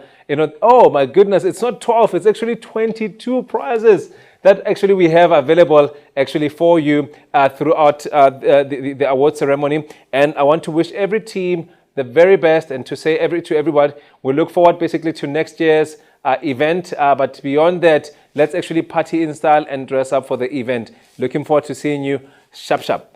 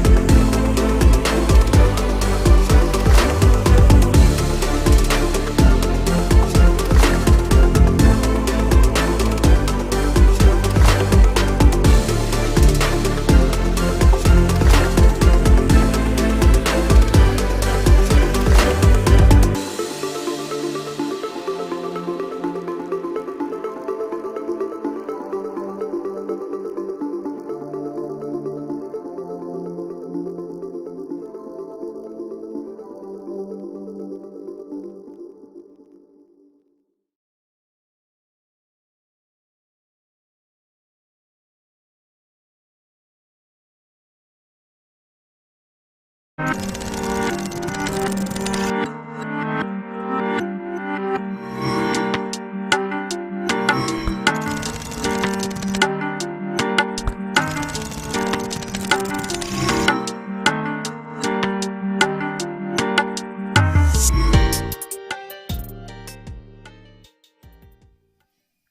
evening, good evening, good evening, good evening. It's an amazing time that we are about to celebrate, and it's been an awesome journey that we've had, of this amazing hackathon. I think what I like about it was that it was a global hackathon, and we've seen amazing activities. Developers,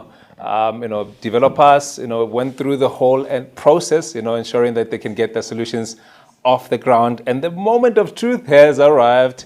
We're about to hand over to an amazing gentleman who will take us through basically the award ceremony. I know that you're excited and you're all dressed up. You see, I'm also suit up today, ready for the celebration and to see who are the top winners of our hackathon this evening. It's an awesome evening of celebration. So what we're actually celebrating with this particular event is creativity, is innovation, and is really going an extra mile in ensuring that we can use technology to solve issues that really matter. And we saw presentations in our last segment where, some of these solutions are actually touching on key issues that we're facing in society: transportation, education, a range of other issues, payment, basically, and ensuring that we can also create solutions that will work basically for the base of the economic pyramid, our townships, our informal settlements, as well as our rural communities. And this is really inspiring to see the amazing work that has transpired today. If you have not really made it in the top list of the winners for today, you must know that you've also won, because there are a number of things that you cannot take away from anyone. It basically is experience and also learning. We learn through these hackathons, and I want to say, having made it to this particular point, you are basically, a key. It's basically a key to your next level. So you actually have already won by being part of this particular hackathon. And we also want to take this moment to thank our sponsors. And of course, there are a lot of other sponsor prizes that are still available. We have basically, top 22, basically prizes, but there are also sponsor prizes if you basically use some of their technologies. So I'm ready basically to hand over to Mr. Imran Kasim, who is going to be basically coming over and taking over from here. From me, I want to say thank you so much. I look forward to the award ceremony. Let the party begin. Woohoo!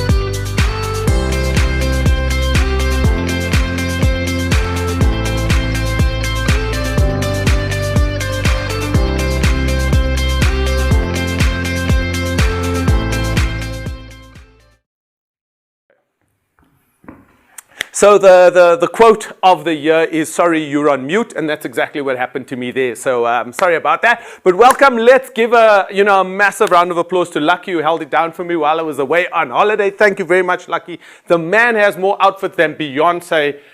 It's unbelievable. He's looking sharp at every step of the way. So thank you, Lucky. So welcome, guys, to our awards evening this evening. Thanks so much for taking the time to be with us. And I know some of you are kind of chilling, probably falling off to sleep because you spent the entire weekend kind of coding. And right now, I think it's just important for us to kind of acknowledge, our sponsors, but also probably acknowledge the greatest coder who's ever lived, and that's Chuck Norris, because he writes code and he just optimizes himself, He's great. So, guys, we had 7 sponsors, all right, including our headline sponsor, Ayoba, and we really want to thank all of our sponsors for their support to making this possible today. A massive thank you to our platinum sponsors, and that's IBM and TCS. And a great thank you also to our gold sponsors, Contactable, CSIGI, and Huawei, right? And lastly, thank you to GlobeTom, our silver sponsor for TADHackZA 2021. So I think, the most important thing for us is, to kind of acknowledge what's been going on throughout the weekend. And I know, for me, this is probably the third or fourth TADHack that I've attended. And I know it kind of feels a little bit weird when it comes to, something being done virtually. It's not real. You feel like you're not there, but you kind of miss the touch. And I'm just hoping that, maybe next year we'll really be able to kind of get together again and kind of physically see one another. Because for me, there was nothing more fascinating than kind of walking around the floors, watching the guys hack, watching the guys falling off to sleep on some of the couches and kind of getting a feel for all of the young guys out there who've got this kind of massive hopes and dreams to change the world. I myself, kind of reflect all the time about changing the world. It's just that nobody wants to give me the source code. So that's the only reason why I've never changed the world, to be honest. Just kidding. So TADHack, I do believe when I popped in here, there were tons of ideas, tons of guys from all of the provinces who were participating in the TADHack this year. So we really, I think I suppose blessed is the right word to say that. That we have some of our guys who were literally across the provinces participating in such a massive event, and really for all of you young folks out there who are really wanting to make a difference. I mean, I made light of the situation by saying I'm trying to change the world, but I don't have the source code. But the reality is that you guys, and it's on you. I'm old, really. The reality is I'm almost 50. Yeah, I hope I don't look it. But the fact is that when I think about the world and what we've done to it, and a younger generation like you guys that are out there who are bright-eyed and magic in the fingertips, really, the pressure's on you to be able to kind of change it so that it makes it better for the next generation. Because, to be honest, we've kind of messed it up, haven't we? And that's the truth. So, guys, let's look at some of our spot prizes instead of having me kind of, wax lyrical out here. The first prize that we want to talk about was from the best utilization of the GlobeTom solution. Okay, and that is an iPad Pro. Man, I could do with one of those. So, and the winner is dun, dun, dun, dun, dun, dun. Whoop whoop. You should be seeing music playing around and all that kind of stuff right now. And the winner is iPoint. So the folks from iPoint, wherever you are, for the best utilization of GlobeTom's solution, you are going to be getting an iPad Pro. Awesome. All right, the next sponsored prize was an Easter egg hunt, part of the Easter egg hunt, and that was from CSGI, and that's a 1,000 Rand Take-A-Lot voucher. And hey, who doesn't want Take-A-Lot vouchers, right? Just FYI, there's a fragrance sale, there's a pet sale, there's an app-only sale, and the Narciso Rodriguez is on sale for 699 Rand today. How do I know? I've just checked it, so go and check it out. If you don't know what to do with your 1,000 Rand Take-A-Lot voucher, you're welcome to give it to me. And the winner of the Easter egg hunt of a 1,000 Rand Take-A-Lot voucher goes to...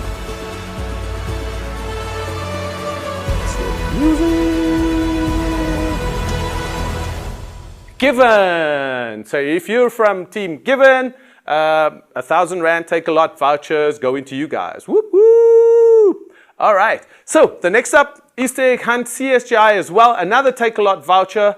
And that goes to...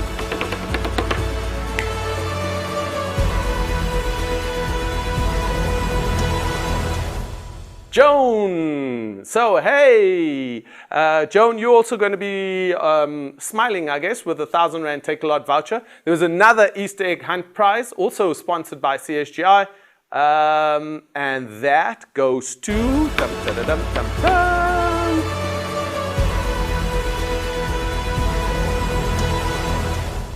Simpiwe Khadebe. Simpiwe Khadebe, you're going to be rocking out today with a Take-A-Lot voucher of 1,000 Rand. So let's think about what you can do with your 1,000 Rand.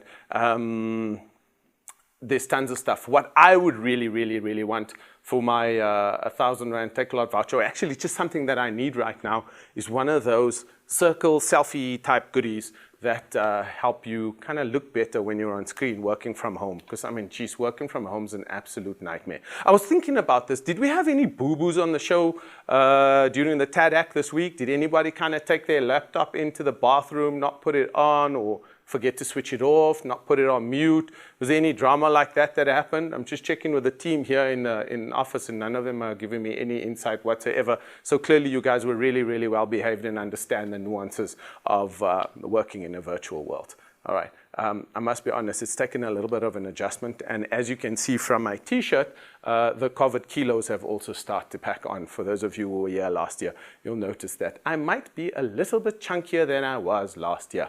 But I blame it on my shampoo.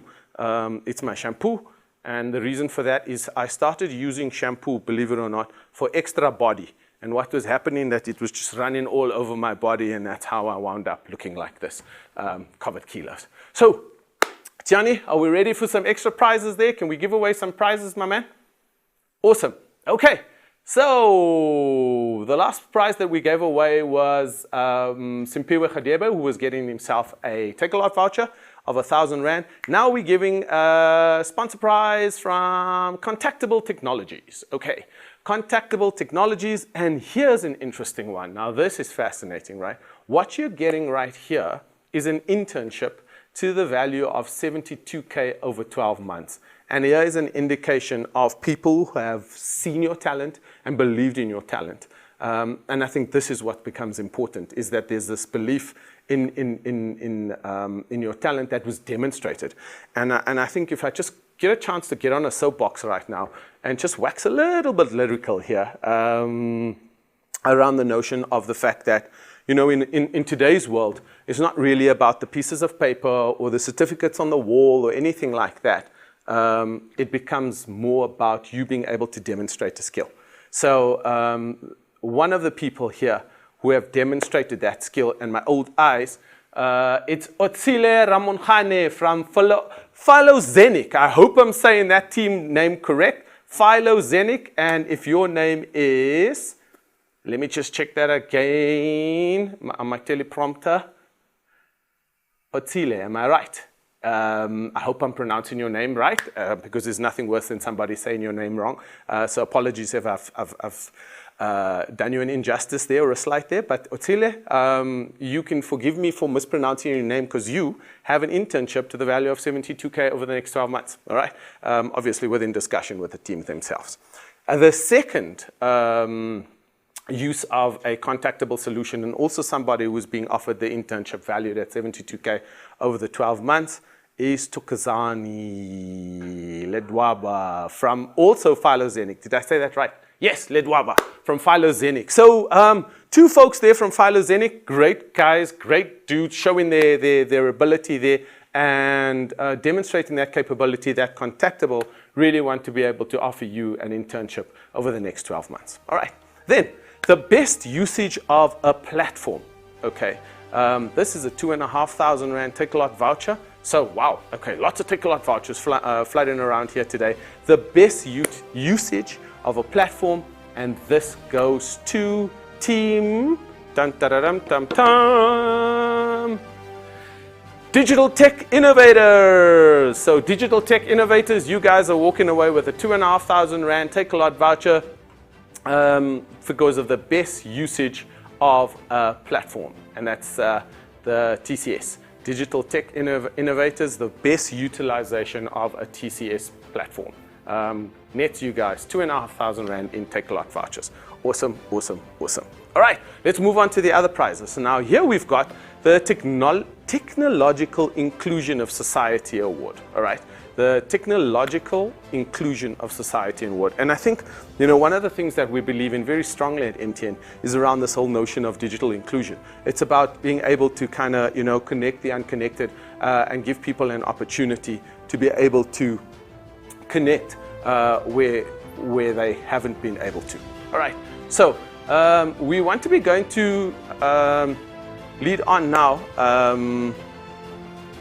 and have a 1-minute break, as I'm just being told by the guys, for us to bring on some folks from TCS, I do believe. So let's just take a break for a minute as we bring on the guys from TCS. Thanks. Hey, these things happen.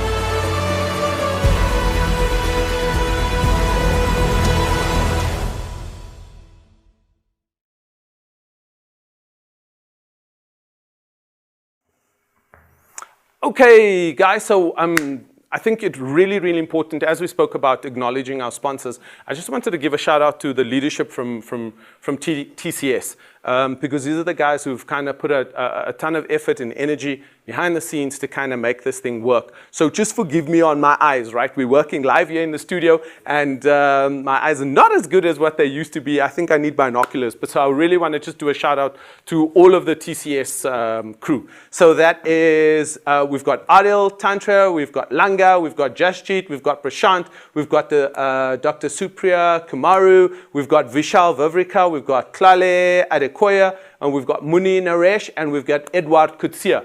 So those are all of the guys, the leadership team of TCS, who've come behind us to kind of sponsor, be a massive sponsor on the TADHack, but also to be able to kind of be contributing and supporting TADHack for as long as I remember that I've been a part of it. So shout out to the TCS crew and the leadership team out there. So let's give out all of the prizes that TCS has given, and there are tons of them, right? So congratulations to these sets of winners.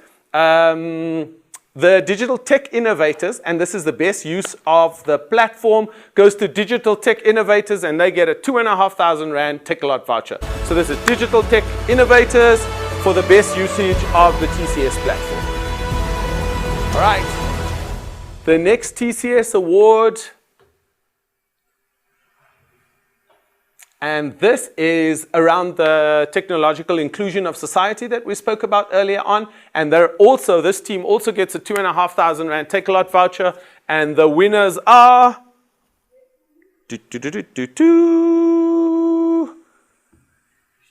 Commute. All right, so Commute have won that one. So well done to Team Commute on their technological inclusion for society. And I think, again, just to get beyond my soapbox, inclusivity is a massive important part of our belief system here at MTN as we're able to connect and connect it. Okay, then the next award here, this goes to the competitive innovation for the future, and the winning team here in their disruptive innovation for the future. Also getting a 2,500 Rand Take-A-Lot voucher goes to, I hope I'm pronouncing this right, Maftuha. Have I said that correctly? So Maftuha, Maftuha. If you're a team from Maftuha, winning in the category of disruptive innovation for the future, also scoring you guys a 2,500 Rand Take-A-Lot voucher. Okay, and the next category for TCS.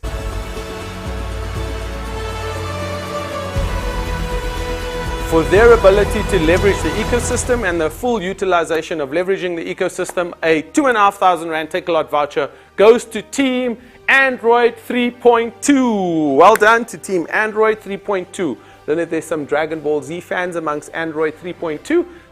But yeah, 2,500 Rand Take-A-Lot vouchers going to you guys. All right. Then, now this is very important. And I just want to take a little bit of time to explain this here, because I remember being here last year and talking about this. So what TCS offers folks in this category, for the winners of this category, is what they call a PPI, right? Which is a pre-placement interview that allows you to come into to TCS, kind of connect with the leadership team, show them what you're made of, and then, pending their decision, they might be able to, get you in the employ of TCS. And just so that you know, this is not kind of some crazy story that we're making up. One of our winners from last year is currently in the employ of TCS. So this is real serious stuff right here, that you've been given an opportunity from a pre-placement interview to actually be able to get a job. And I think, I said this earlier on, and I think for me it's just so important that what we're starting to do here is have people demonstrate their skills, be given the opportunity to demonstrate their skills, and then that translates literally to a working opportunity. So I think, it's amazing, it's fantastic, and I really want to do a big shout out to Team TCS, who are giving the young folks who are taking part in our TADHack the opportunities to literally go from demonstrating a skill to being able to walk into a job. So that's amazing. And this year, there's not only one winner, but there are two winners who are being given the opportunity for a PPI. Okay, so if your name is Christine Biswa from Android 3.2, or if your name is Isa Kalonji from Commute, the two of you are getting yourselves a PPI with TCS. So well done to Christine from Android 3.2 and Isa Kalonji from Commute. What I'd like the two of you right now is to find a pen. Hey, I'm old school, I'm talking about a pen and paper, or maybe just you want to do a screen grab of the screen right now, and just take note of this email address here, which is sa.interns@tcs.com. I'll say that again. All right, it's sa.interns@tcs.com. You guys, please contact them and be in contact with the guys around your PPI. So once again, Christine Biswa from Android 3.2 or Isa Kalonji from Commute, you guys have the opportunity for that pre-placement interview because of the fabulous work that you guys have done. Alrighty, cool stuff. So we'll take a quick break right now, and then we'll come back and award some more prizes. You know what drives the world? Belief. A belief that the world can be a better place. A place where human life is celebrated. A place where equality has a seat in the boardrooms. Where viruses have left the building and the planet. Where the only room for hunger is in the eyes of champions. Where there is thirst for moonshots. Where sustainability is not just part of a cool #goals. A place where we can breathe. And so can the communities we belong to. These beliefs may sound audacious to many, but you are not alone. We at TCS share your beliefs, and we know how to bring them to life. We are fellow travelers on your journey, equally excited, bringing everything: know-how, innovation, and agility. What do you believe we can do together? We are TCS, building on belief.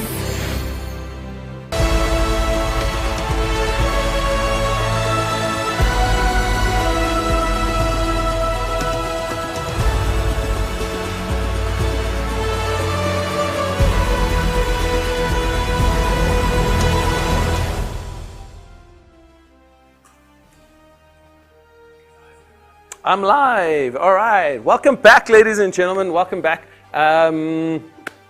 We're just waiting to dial in one of the gents who wanted to be live on screen, and we're just going to see if he's on. Can I just check? Is Scott on from Contactable? Is it? How are you? Hey, Scott. How's it going, man? Are you well? I'm good. Scott, I'm good, there's been some mayhem in our studio this afternoon with going live and switching from one camera to the next and moving alive. So apologies on my part. I forgot to bring you in, and I made the announcements of your winners already. You did it a hell of a lot better than me. Don't worry, man. I wasn't asking for that. So Scott, I mean, for me, one of the most important things is you talk about an internship kind of thing, right? That you're offering the guys. Can you just give us an indication of what those guys can expect when they come out to Contactable? Well, I guess it's, I mean, we're trying to change the world from an identity perspective, right? And I think a lot of the contestants over the last couple of days have really showed how they want to change the world. So we're just looking for somebody that's going to come in, be excited, be ready to be employed.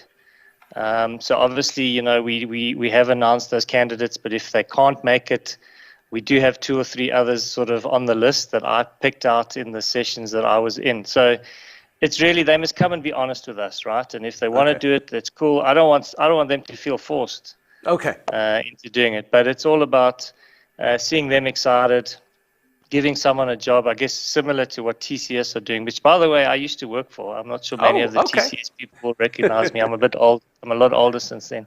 But, you know, similar sort of thing, right? Just to provide an opportunity for somebody better. And I would say if you're going to go to TCS too, you've got to be super excited to be there. So that's all we want, someone who's excited. I'm loving the comment, because ultimately what you're saying is what you want is passion, right?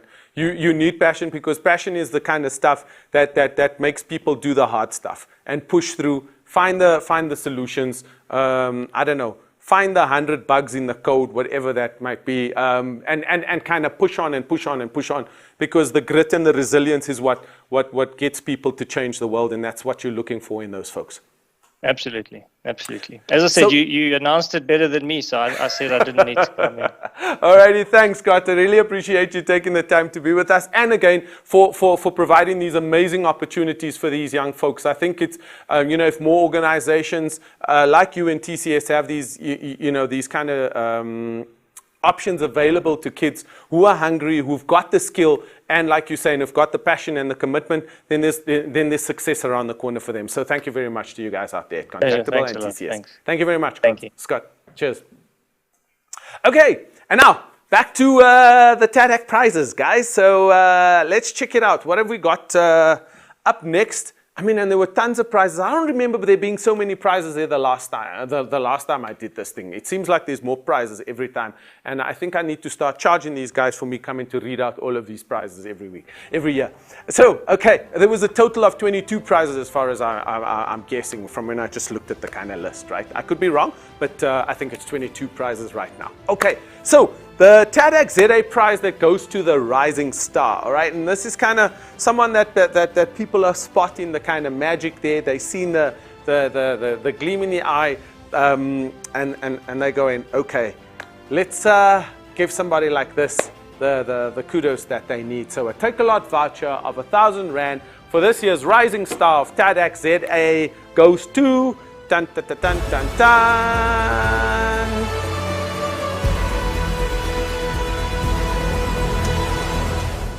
If your name is Witness from the Woos, you've got yourself 1,000 Rand Take-A-Lot voucher and bragging rights to say you the rising star of TADHackZA 2021. Awesome stuff. Well done, Witness. Great acknowledgement from the judges there to call you out as a rising star. Okay, now this one I'm pretty always keen on making this announcement, and it's one of the TADHackZA prizes, and that's the best female hacker. So you're going to get yourself an i5 laptop worth over 10K. And that's amazing, I think. But more amazing is for me is to see women blazing the trail. You know, I work currently in the employee experience field here at MTN, and diversity and inclusion is a big thing, you know, on our agenda. It's one of the things that we're very passionate about.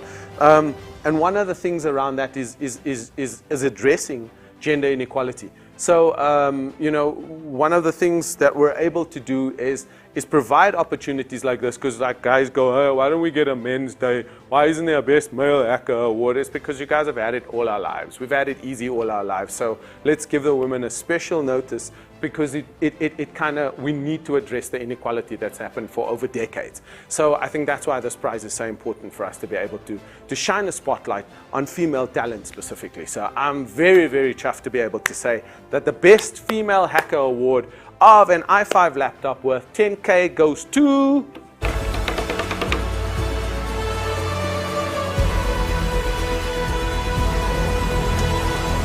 Lerato from Telemobile Networking. So Lerato, if you are from Telemobile Networking, you've just scored yourself an i5 laptop worth 10K and the acknowledgement of being able to say you were the best female hacker at TADHack 2021. So that is awesome.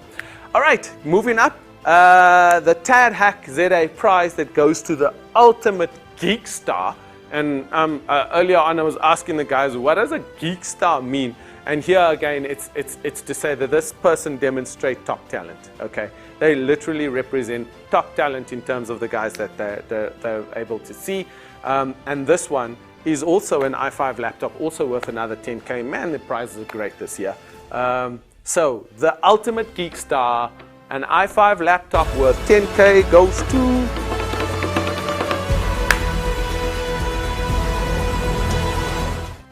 Isa Kalonji from Commute. Isa, wherever you are, wherever this finds you, you, my man, are the ultimate geek star. And scoring yourself an i5 laptop worth 10K. I hope you jump in on a couch somewhere. Just don't bang the laptop that you're watching the stream on. Okay. All right. And then I think this is the final TADHackZA prize that we're giving. And this is from MTN themselves. And then this is a nice little hefty sum of $1,000, which is what, I don't know what the exchange rate is currently, so I'm assuming that's about 15K ZAR, thereabout. $1,000 of the MTN internal prize for the TADHackZA prize, and this goes to dun, dun, dun, dun, dun, dun.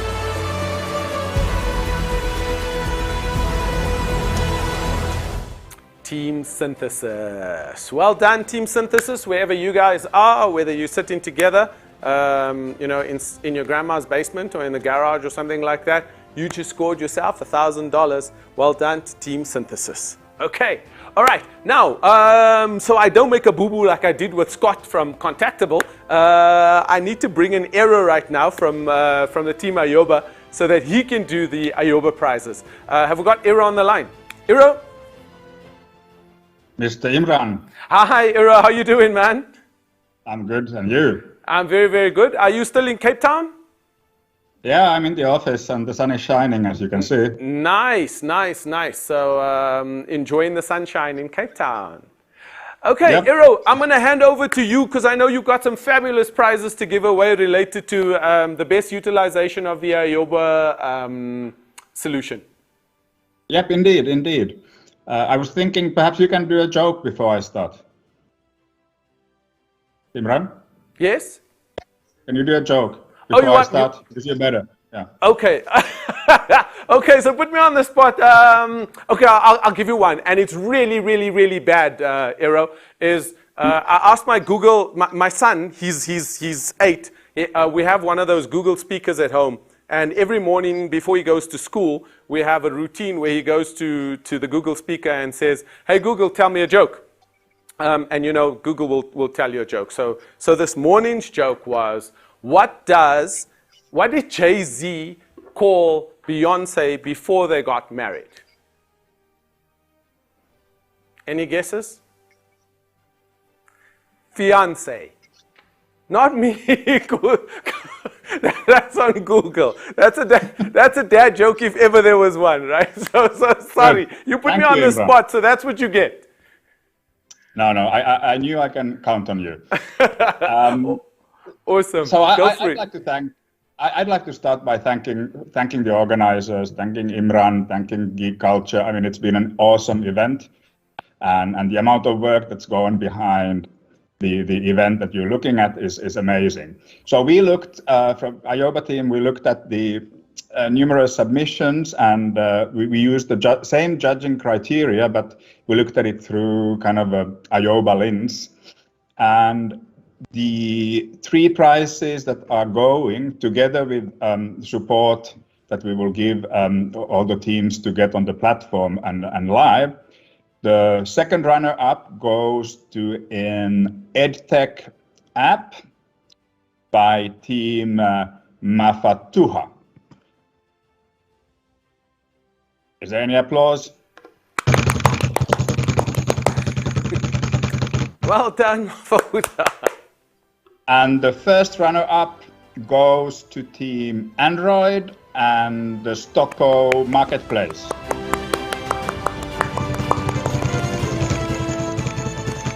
And the overall IOBA challenge winner is Team Gentech and Kasi Food.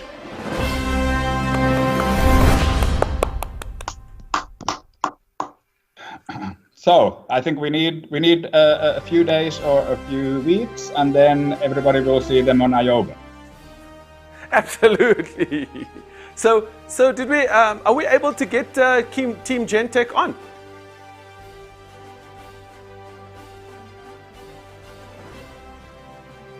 Team Gentech, can you guys turn your cameras on?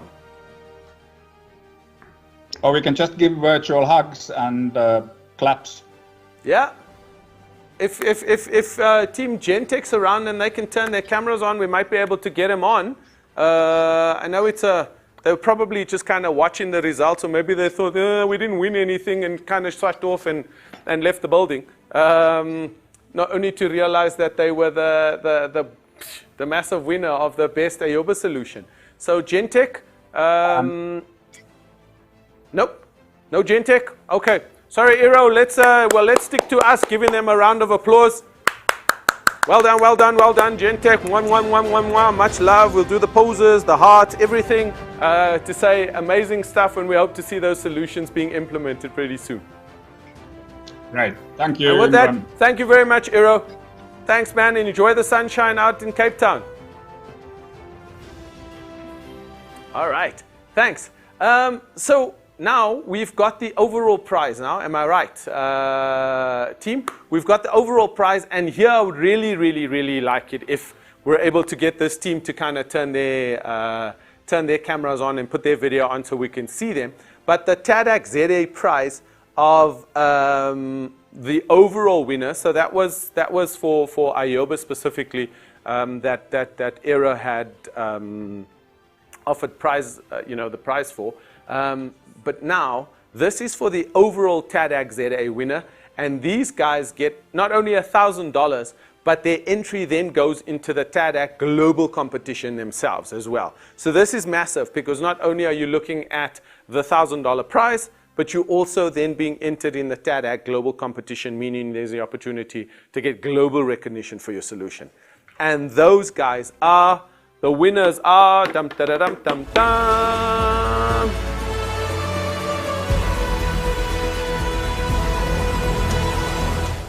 Team Mafatuha. Can I ask you guys to put on your cameras if possible?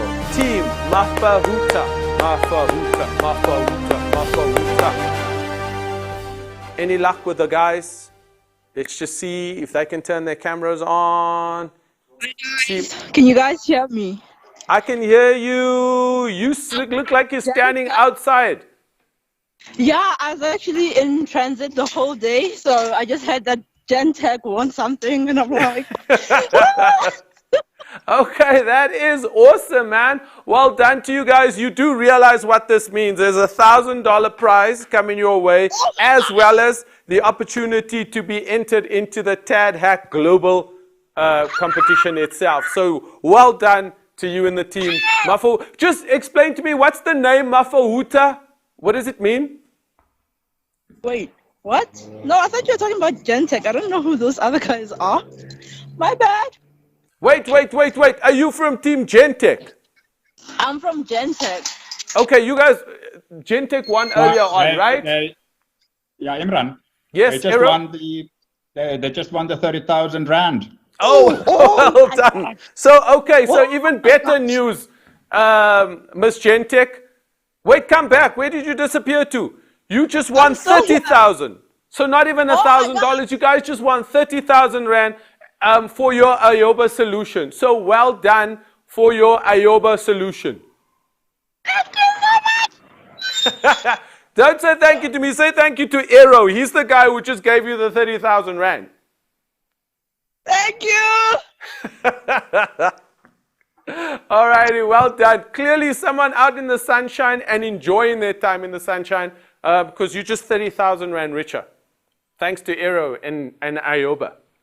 So wow, okay, cool. We what's that? Say again? Let's bring back on. If she won 30,000.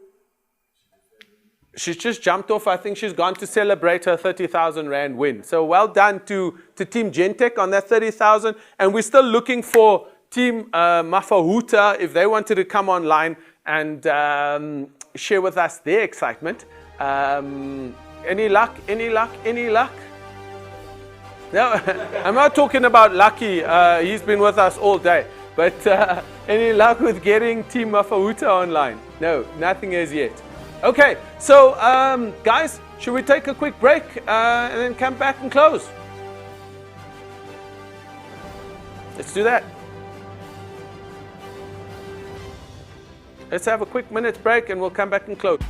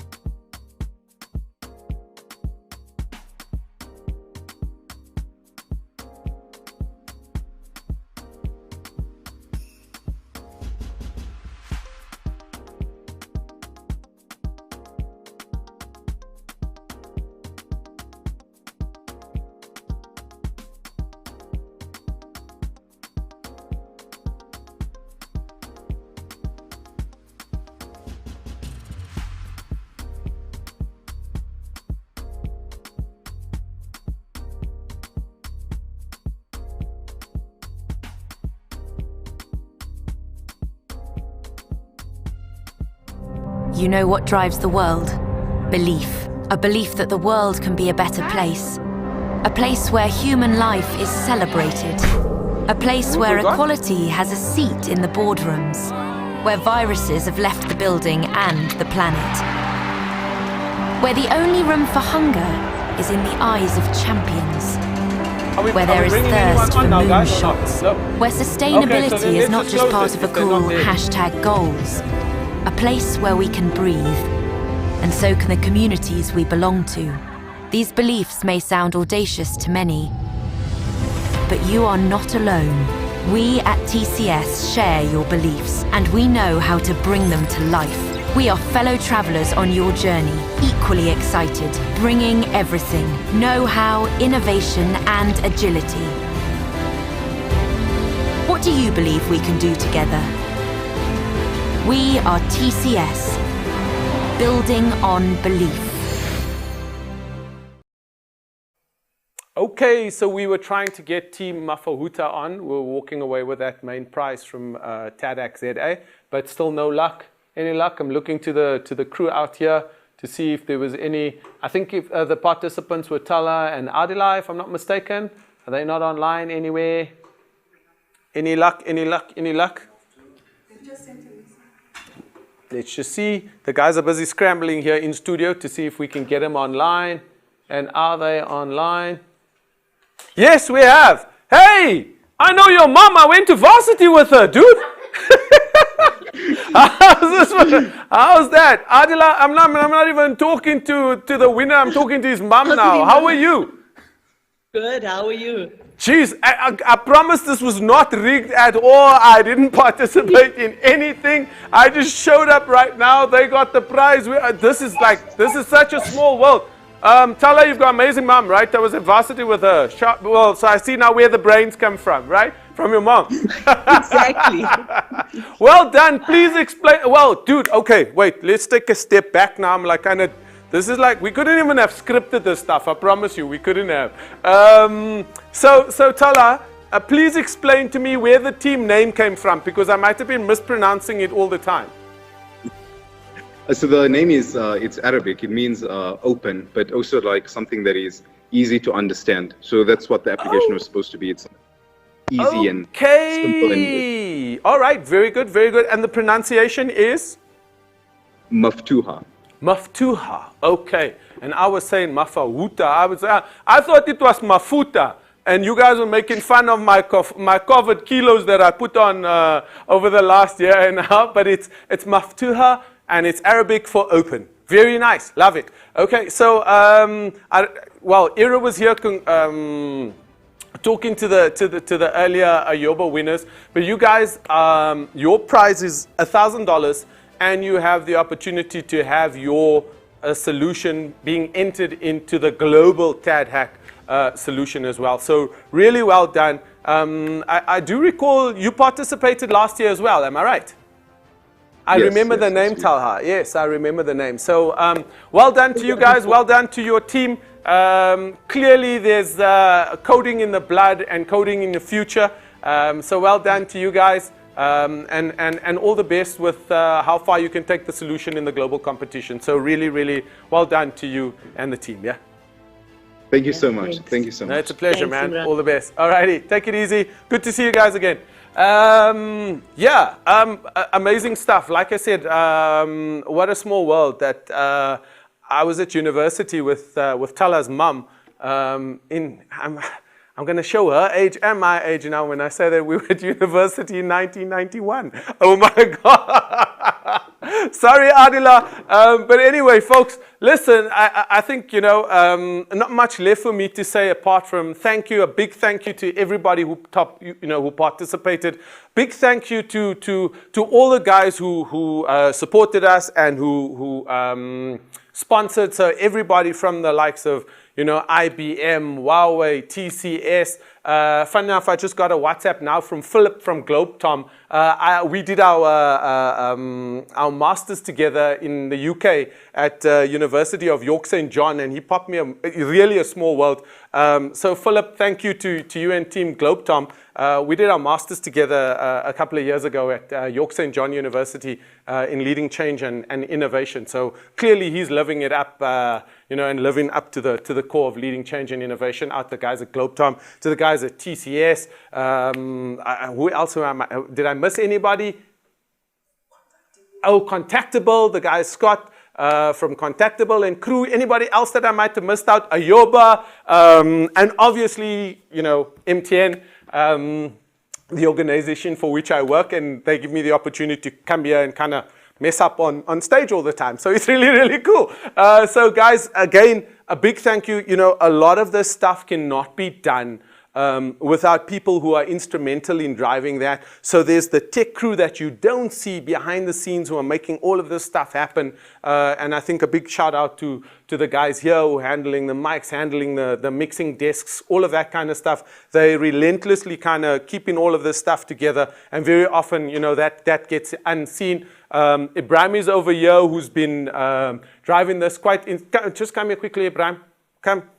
And he's shy, he's scared of the limelight. So let me just bring him on here very quickly. And we say thank you to Ibrahim from MTN South Africa, who's been instrumental in driving the TADHackZA. So that's Ibrahim over there. We say a big thank you to Ibrahim. If it wasn't for him, we wouldn't have this event. He's the driving force behind it. To Iro and the guys from Ayoba as well, who also make this stuff happen.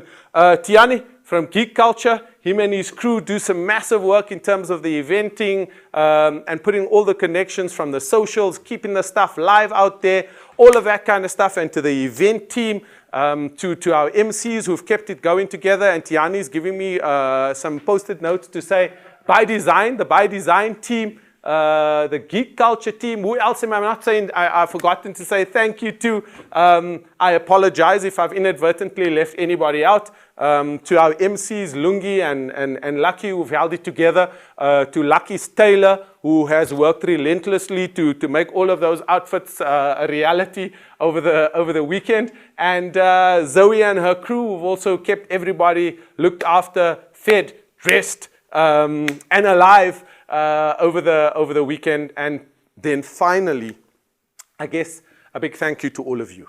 All right, to all of the participants who show up to the TADHack. We know it's not easy. You kind of put your heart, your soul, your blood and your guts and your passion into everything that you do. So to all of you, a massive thank you. Literally, and I mean this when I say it's up to you guys to kind of change the world. And when I say this, that you work with data and let data beat the drama. You know, we're sitting here in a space where we sit in a COVID world, and we've got people who are anti-COVID, we've got people who are anti-vax, all of that kind of stuff, because sometimes drama beats data. And I ask all of you out there who are busy working with data to say, if we want to change the world, then let the data beat the drama, right? Look after yourselves, look after your friends, look after your families. Remember the golden trinity of COVID. It's about hands, face, and space. Remember to keep the hands clean, cover your face, and maintain the distance out there. Look after yourselves, look after your families. Most of all, keep hacking, keep coding, and keep making the magic, and you too can change the world. So thank you. Good luck. God bless. Goodbye.